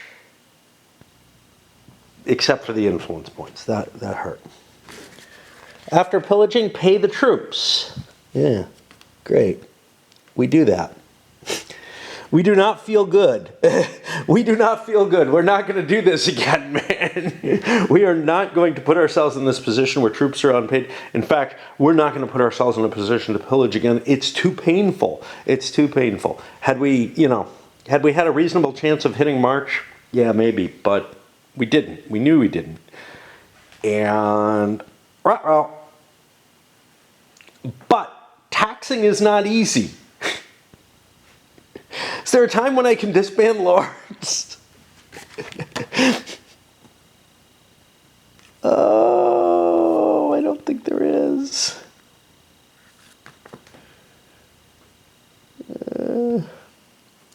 Yeah, here it is.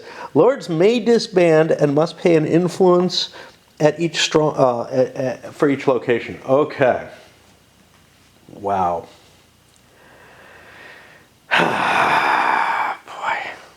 All right, we go back here. We're out of money. We're in trouble. We're going to start pillaging too if we're not careful. Oh, fuck me. What is my plan? What is my plan? I got to think. Because this is not pleasant, right? I've got real problems. Now, Salisbury can muster some money with a tax event. And we can try to get Warwick over. Oh, boy. Like, having an army in the field seems horrible. Do I want to disband someone? Good God. The decision-making in this, I mean, everything about this game is so different from the other Levian campaigns. So much of it is so different.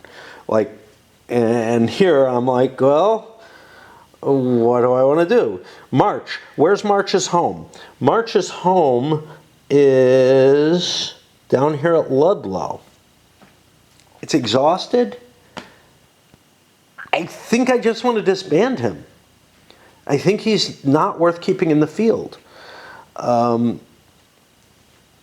can't disband both. That's problematic. He has less influence, less lordship. The only thing he has is a lot of valor going for him, which is great in battle. But I think I don't want him on the field anymore. So, what happens if I disband him? 3.24. To disband a lord, disband all that lord's vassals as below, return all troops and assets to the pools, and set aside the lord card, retinue, and map. Place the disbanding lord's cylinder from the map onto the calendar, a number of boxes right equal to 6 minus the influence. 6 minus the influence. His influence is only 2. He is going to disband. He'll go here.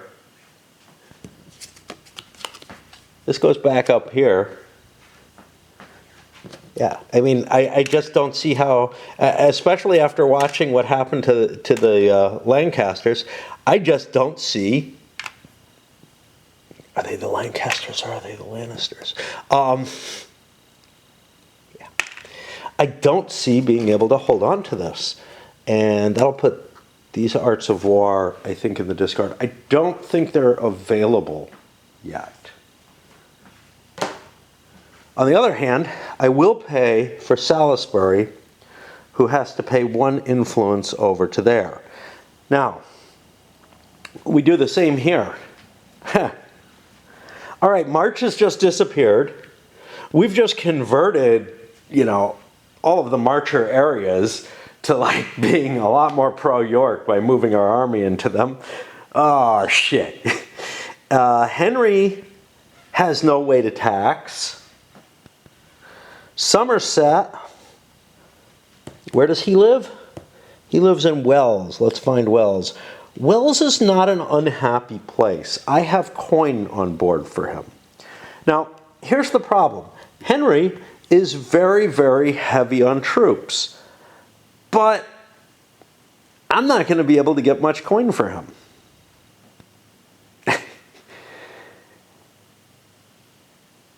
I know that I am better off taking him off the board. Now, some of me says, how much of that is knowing this card? Very little. So here's what I'm going to do. On a 1, I'm going to leave Henry on the board. And otherwise, Somerset, who's got this bonus council member and gets me more IP, he's going to try to run the show at this point. Do we have any other lords available to me? We have the Duke of Exeter, who does not appear to be a terribly yummy person. And yes, he's close to Wells, which is useful. So yeah, on a 1 and 6, I'm going to try to keep Henry on the board. All right. So what do we have to do? We have to pay influence. That's 1, 2, 3. And I know this is going to go poorly, but what it means is that I'm intending to press against Salisbury and try to knock him out. If I can take their last lord out, and that is actually a possibility, right? Not knowing about that card. If I can try to take their last lord out, I can actually win the game, regardless of how much I'm pissing off the English. Win this war. A little bit of interesting thought about the wars. I'm still playing around with this idea of like, you win the game by winning the last war.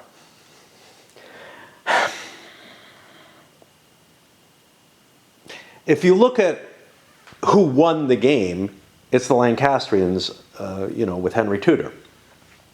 And if that's the case, the situation should set up the final war not to be particularly bad to be coming from exile, right? Not particularly bad to be not the reigning king. That the reigning king is going to piss people off, and that the situation is going to be probably a pretty fair one, depending on who you've lost, right? I mean, it's conceivable that you've lost lords who were already available in the game. Now, things are kind of weird. So, for example, what is it, Gloucester, right? Richard III isn't available in the game yet.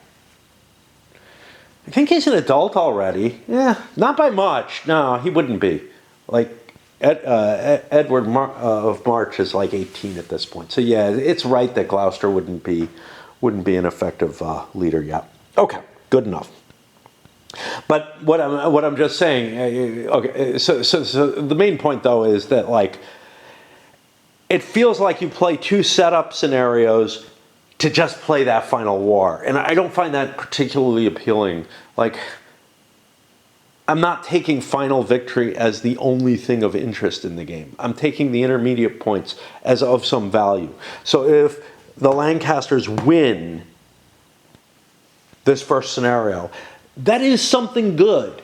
It's kind of like winning an era in Europa Universalis. It's a worthwhile goal in and of itself, even though, you might be hurting your chances in the long run, or not helping them particularly. Now, the one thing that you can do that carries over from scenarios, and the thing that I'm going to aim to do, is wiping out heirs, right? Now, the next scenario should probably, no matter what, start without Richard of York. And that's fine. He was an older man. He might have died on his own, and Edward take over anyway, if Richard had taken the crown. But, there's sort of the, hey, this could go either way, right? I don't know what I'm talking about. All right. The next thing we're on is We paid these. Vassals. Sides may disband this term's face-up vassals or pay 1 influence to shift each. The only vassal I have on the board so far is Trollop. Not an issue. Whew. Yeah, it is fatiguing, man. It is fatiguing pushing through something this, and I have to do it this procedurally because it's just not second nature to me at all. Which means we're going to the muster phase, and Salisbury knows what he wants to play. Not yet, not yet.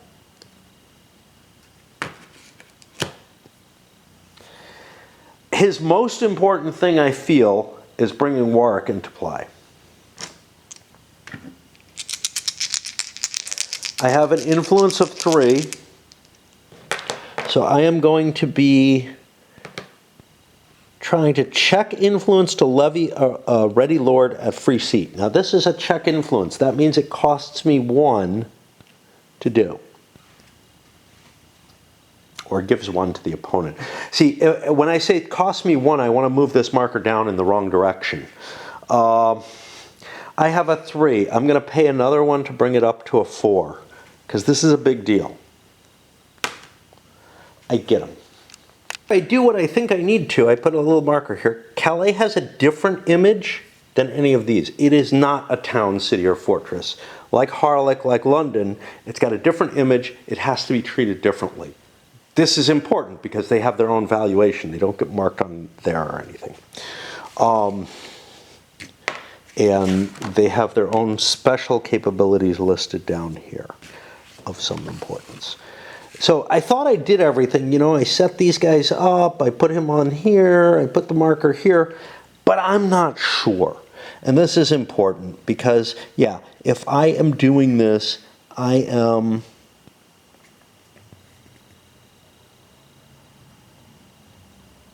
think this is everything.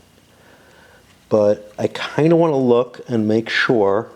In addition, either the seat of the Lord Mustard must be free. Yeah. Procedure.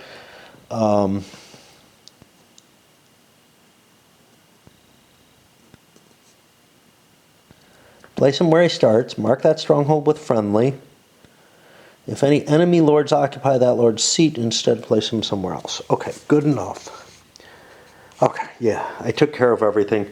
That means I have two more lordship to play. I'm going to look in the Arts of War, see if there's anything that I want. I do not want any of these. Who's York's other? Ah, Edmund of Rutland. Huh. Interesting. I guess he's also a little older. Okay. But yeah, I'm going to look through the Arts of War. I was checking these to see if there's any of these that I want as capabilities to see, hey, are they available to me? Because they just got disbanded here. Normally cards that come out during the levy phase aren't available, but I really don't know if I just discarded it from the lordship. In every other levying campaign, making a choice like that, I would have had the option just previously during the campaign period, part of the turn, to discard those capabilities. So I usually am kind of a little less rigid about things. But here, I'm not interested in these, so I'm not going to bother looking it up because, quite frankly, I can't keep all the rules and things in my head anymore. It's getting too complex. Knowing what we're going to play at the beginning of the turn impacts things. We know we don't need a battle card or anything like that at this point. We know we don't need to levy troops. We've got different plans. So I looked through the capabilities. This lord starts in a friendly city, command +1. That can give me a lot of functionality. I don't think I'm going to use this, but that can give me a lot of functionality. And I start at 1 to begin with. And then I can set things up so that I move someplace, convert another town, whatnot. But I'm not great on influence. We've done deeds of charity. Each tides of war, this lord can play 1 or 2 provender for +1 influence each. Like I said, victory points here, right? I can utilize provender that I just gather up through supply actions and whatnot. Supply does not have to be your seat, right? Just making sure. It does not. Just making sure, because it's a big difference. In order to gather, enough to get points, and then I can spend some of those and get a couple of extra influence. That's kind of nice. How nice is it? I don't know. But right now the game is going to be about influence because of what we're going to play. Scours. This lord's forage actions add an extra provender. Again, very interesting. This can actually add provender without depleting it. Very appealing, especially in conjunction with this. Fair Arbiter. This lord at a friendly locale has influence and lordship +1. That would help Salisbury a great deal. However, see, Warwick's my lieutenant. He's the guy who's going to move the forces together. He's got this big influence value. Dunno. So it might be important for me to have this. Plus, the additional lordship can be useful for extra levying and whatnot. Harbinger supply actions draws twice the usual provender. Fits in well with this. All right, I'm going to throw Scourers away as well. Like, not going to use that. So now I'm down to 3. I can only pick 2. I can't. Is there anything else I'd want to do? I might want to levy carts, because I have like none here. But I might plan on that for next turn's levies, to grab stuff like that. So I really like this. So now the question comes down to influence and lordship. Less important, I think, although the influence might be useful. So I'm going to take both of these as my cards. No, this doesn't help me. Drawing the extra provender, well, it depends on what I do, doesn't it? How many actions do I have? I have 7 cards this turn. I can only use 6. Yeah.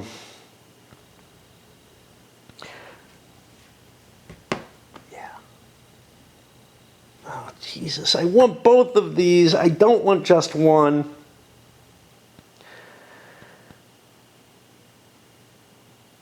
What my actions are going to be, I make a move.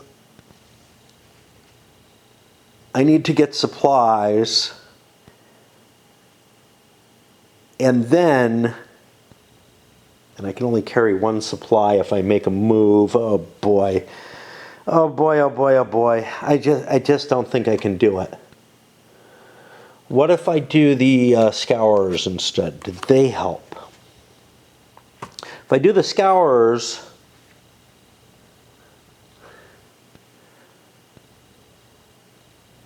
I can forage instead of using supply. So I can make a move, forage, I guarantee myself 1, maybe get more, and then collect up. But I'm not going to have a lot in my cart, but I can only spend 2. All right, we'll try this.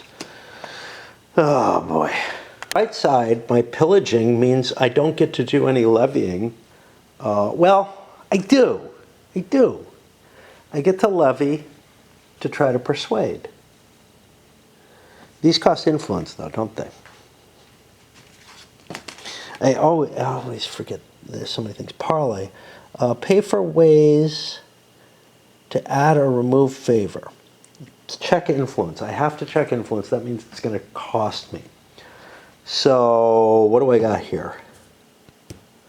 I got normal influence. By the way, this would have been expended had I used it, so it's kind of okay that I didn't use it, but I don't know.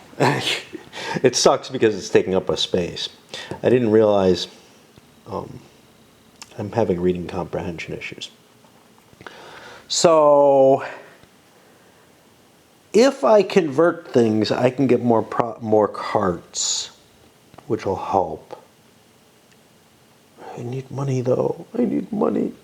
My kingdom for some cash.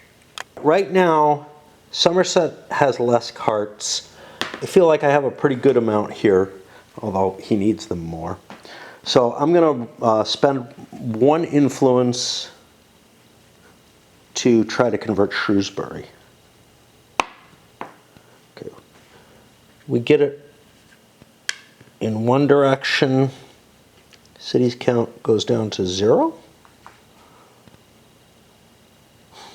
Wow. We must have been doing really well. I need to move in another one to be able to do anything else. What else am I able to levy? I could levy lords. I could levy a vassal.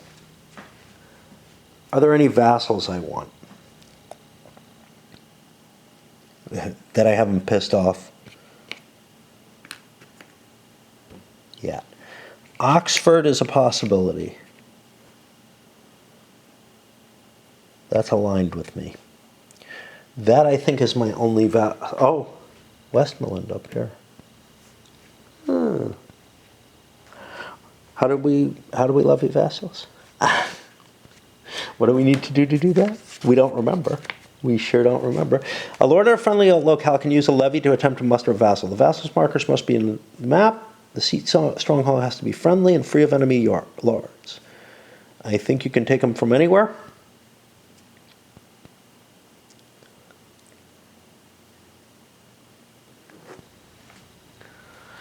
So the question comes down to, do I want to maintain so many different powerful forces?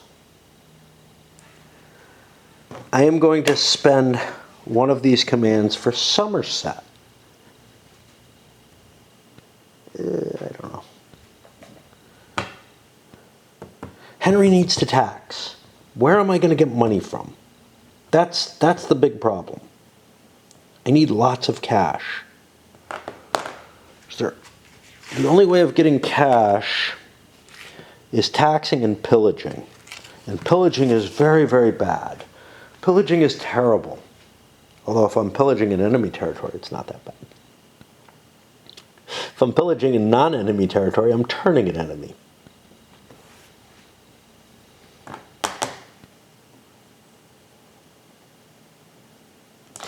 I'm going to spend my second action on Henry, and I'm going to try to get me a vassal. I may use a levy to attempt to muster. The vassal's markers must be on the map. The player declares the vassal, then checks influence. That costs me 1. And I am going to try to take Oxford, I guess. I could take Westmoreland. I'm going to try to take Westmoreland. I mean, they're the same, right? Yeah, we'll go for Westmoreland. What do we need? We modify the Lord's influence rating. There's no loyalty effect. Yeah, so we just need anything but a 6. We get a 4. So we'll get Westmoreland here. This goes 1, 2, 3 out to indicate a service thing. We put... No, this is not what I wanted to do. I'm sorry. We did not want to spend influence. We did not want to... We're not allowed to. That's the whole issue. What we were doing was we were spending influence to roll to get... we were not spending influence. We were rolling to get... to parlay this up another level. So there's Shrewsbury, and we get a city in our favor. Okay. We've used him up. Now we do Somerset to grab Westmoreland. That's a 1 through 5. We do get him. And we put him over here. That cost us an influence to do. The second one, we're going to grab 2 carts. Because that's what we get in this game, 2, not 1. Yep.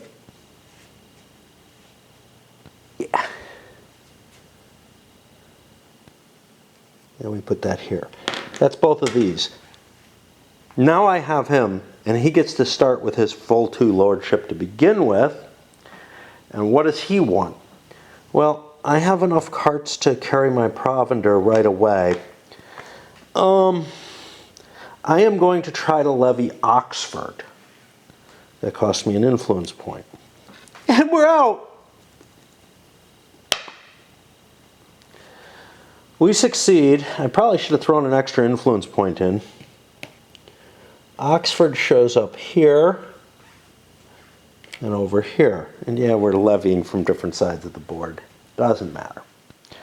And now we are going to also take 2 cards. Even though we could use a capability, there's no question of that, we're really worried about feeding and the possibility of causing issues with pillaging if we don't feed. And what's going on here? Applebee is ours. Okay. Board's too crowded, man. Board's too crowded. I don't know if I wanted to do that. Like, there may well be an Arts of War card that would help me more. Like grabbing another special, there's another special vassal other than Trollop. But this is what I chose to do. And we're done with levy. That puts us to campaign. We flip this over. This guy stays here. He's not causing any harm. Okay, let's figure out the programming. First of all, I only have 2 lords with 7 cards, which means I have to put at least 1 pass into play. I am going to put 1 pass into play. I know that I'm going to play this prohibition of approach and intercept. That's going to prevent any kind of fighting. So, question is, what do I want to do? Well, given that I'm going to play that, but I don't want to do it yet because I don't want to telegraph. I want Lancaster to be forced to choose their order of cards without that knowledge. But I'm going to open up with a pass because that lets me delay the longest on making any decisions that I have to make. Then the question is, well, what do I need to do? Warwick probably wants to raise some cash since he's at an undepleted place where he's not going to be. So, without making too many decisions, I can play 2 Warwick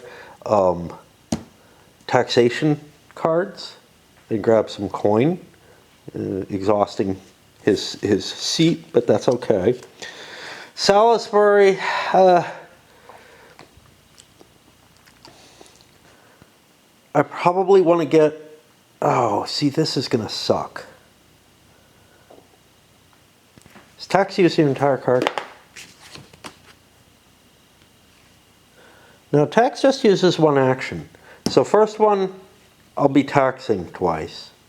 See, I'm used to tax using your entire card. But it's not. It's a single action, as far as I can tell. Do I look it up?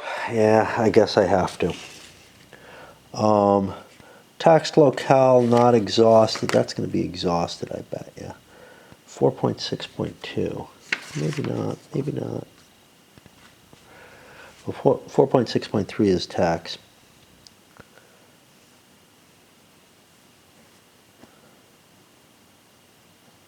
Yeah. Ooh, that forces you to check.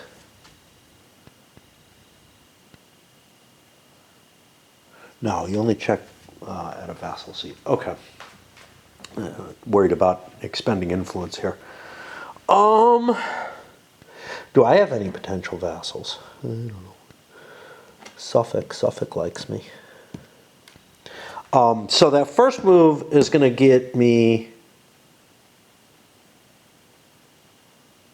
the taxation. The second Warwick move will be a ship movement, sail, which allows me to 1 per 6, 2 provender, every 2 provender, and 2 carts. Okay, I have no carts on board, so I can carry, one ship can carry the troops, one ship can carry the provender. I don't want to raise any other stuff here. Cash luckily is light. But it's very heavy. Yeah, but there's not a lot of it. What does it say? It doesn't say. To any port on the same sea that's free, or into that or an adjacent sea. So any port or exile box are at sea. So I can move up to the North Sea on my first sea move. My second sea move could land me someplace. There would be advantages to landing at Ipswich to get Suffolk.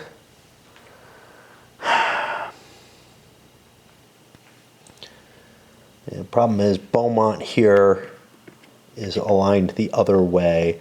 Dudley and Stanley, they don't last long. Suffolk lasts a long time. Falkenberg lasts a long time. You know, if I could convert those, that would be helpful.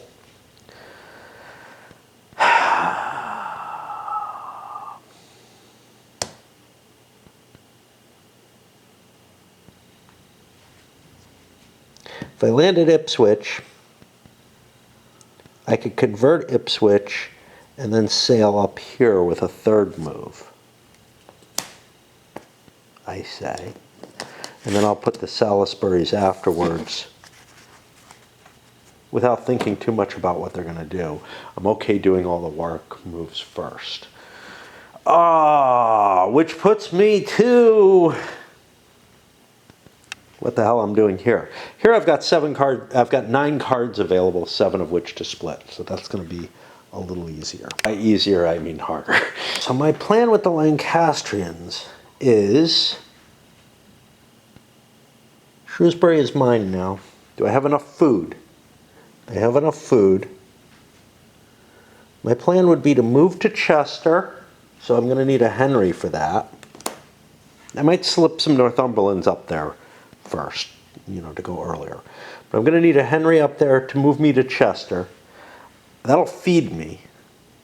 I'm not able to go any further after that. I'll do an influence. That gets me 1 influence. Feeding is going to eat up more of my cart than Chester provides. So I'm going to do a Somerset after that to convert this another point over and to draw supplies from it, which will exhaust it. Then I need a Henry to move me to York, where maybe we fight our battle. This is the plan. It's not what's going to happen, but it's the plan. There's not much I can do before that, but I could try to convert Lancaster over by spending some influence. And that might not be a bad idea, right? Like expending influence. Right now the influence track is not at a place where I'm too worried about trying to win off of it or I'm in danger of losing from it. That leaves me with a Henry who may be hungry. Now I would love to be able to get Northumberland down there. Northumberland with 2 movement could come 1, 2. So I only need 1 card to get Northumberland to join me. I might want a second Northumberland card for the simple fact that I need to grab tax value from Carlisle while I can, because money's hard to come by. So I'm going to play... See, here's the thing. I play a Henry card if I might want to move. So I'm going to play another Henry card, no matter what, for more accessibility. Do I need to play 2 Northumberland cards? Is the big issue. How's Northumberland in food? He's okay. Okay. I think I play a Northumberland, keeping my options open. 1, 2, 3, 4. I've got 3 more cards. I play a Somerset before that to gather supplies at York. 1, 2, 3, 4, 5. Northumberland to tax. Northumberland to move. Henry to move the entire force if needed. I think that works. It's not going to fit the world because now we play the Parliament truce. I'm going to swap batteries and then we'll play out what I hope I can remember having chosen to do. Steps go as passed. The Yorkists, or as planned, the Yorkists play their pass, they play this. Henry goes, he moves here and converts this once. Had to feed. I'm out of food now, which is why I have a Somerset next. That puts me to Warwick. Plan with Warwick was to tax twice.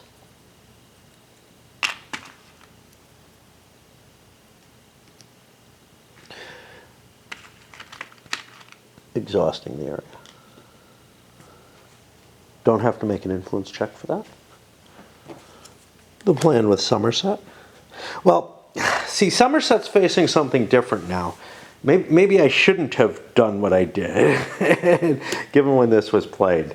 But let's say it's played now, when there's an actual risk of me being hit, which makes more sense.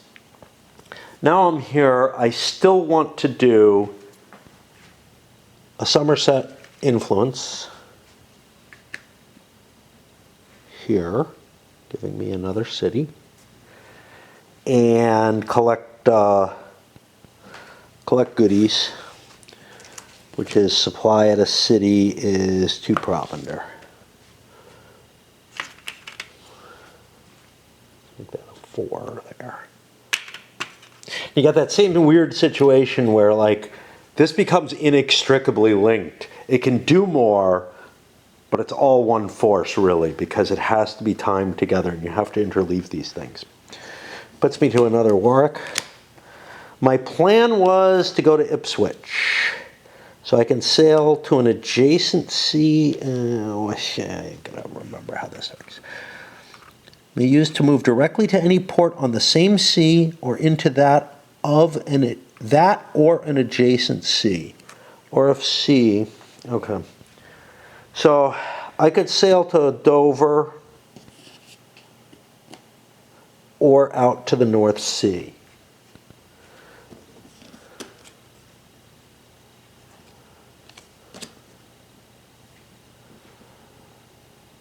Does it make a difference which one I choose? I think I'm fine going to Dover. I spend an influence point to convert it. Getting better at that. And that's him. Does he get a move fought? This is problematic if I do. Yeah. So I eat a provender. I'm going to be running short on food, but that's okay too. Okay.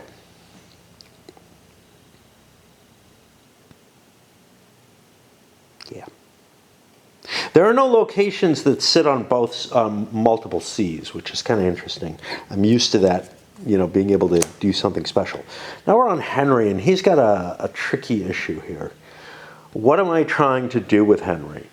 Obviously, I can't force the battle at York any longer. I have... Why am I at Henry? We provendered here. This should be exhausted. I think I want to bring my forces together in the north. That was the plan. Is it still the plan, is the question. Yeah, I'm not allowed to approach, so I move up to Lancaster, and I owe 3 food for that move. That takes all my movement. This is the problem. This path is really slow, but I'll be able to convert Lancaster to the Lancastrians, and overall, that is probably for the best.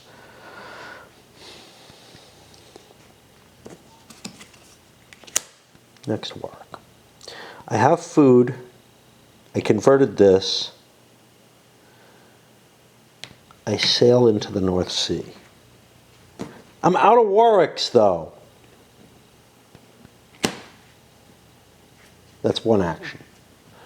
Second action, where do I want to land? Second action, do I want to land down at Ipswich, where I can bring Suffolk into power?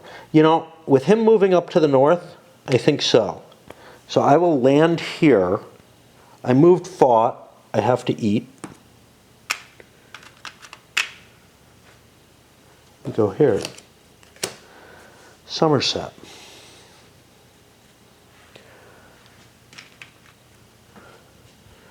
Converts Lancaster. I peaked. It's a town. Oh, towns are not as yummy. I've got a feeding problem at a town. Well, I can't move anyway. So I grab an extra provender, but I'm not thrilled about this. I think I'm in trouble, food-wise. We go back over here.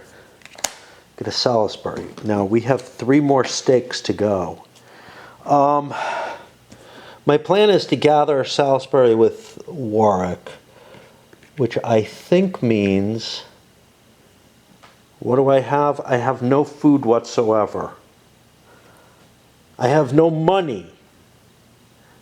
I'm kind of threatened. Ouch. All right. I have no carts. What the hell am I doing?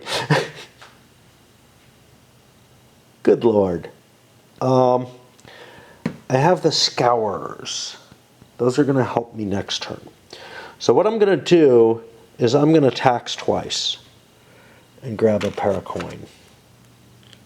Yes, Warwick has a lot of money too, but just trust me. Just trust me on this. Right? I don't know. Yeah, because I'm going to be foraging. Because it's weird. It doesn't work as you'd expect. That puts me on Northumberland. Now, Northumberland's plan was to tax. I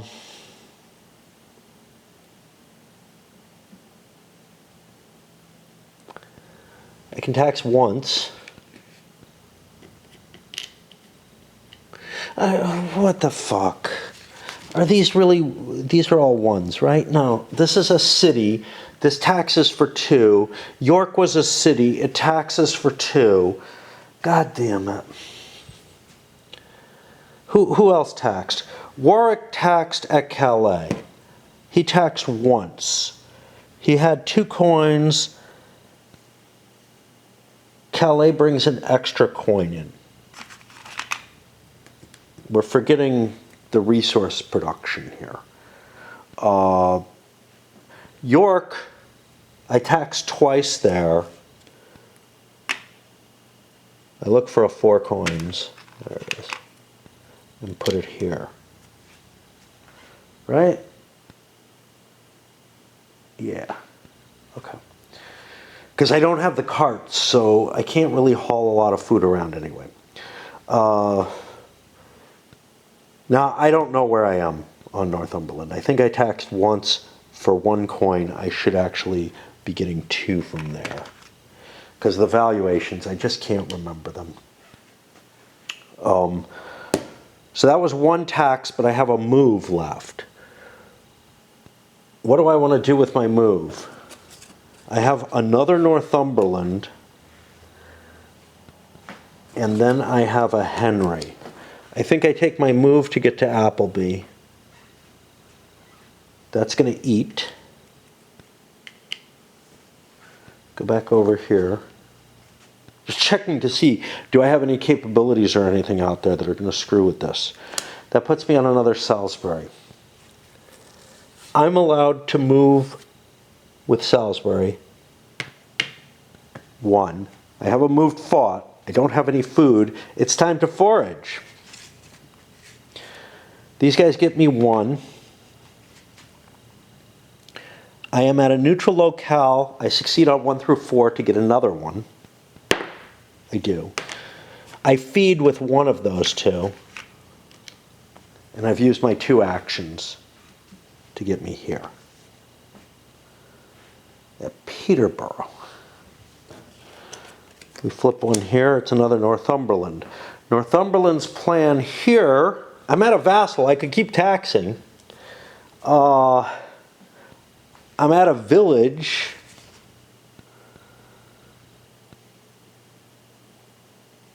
What the hell, I'm at a village is worth nothing?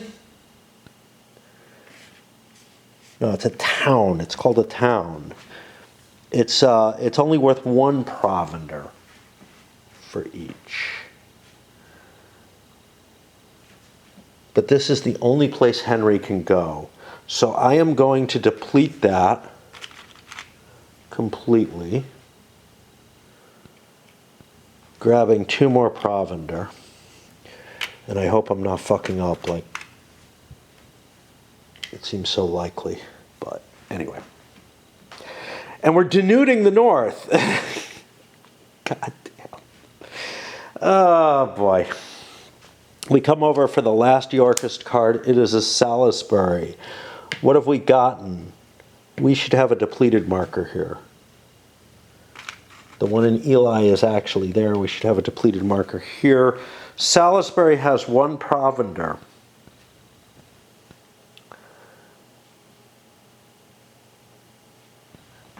I am going to do what? I don't know. There's no highway. Oh, there is one. Ely down to Cambridge is a highway. All right, I'm going to drop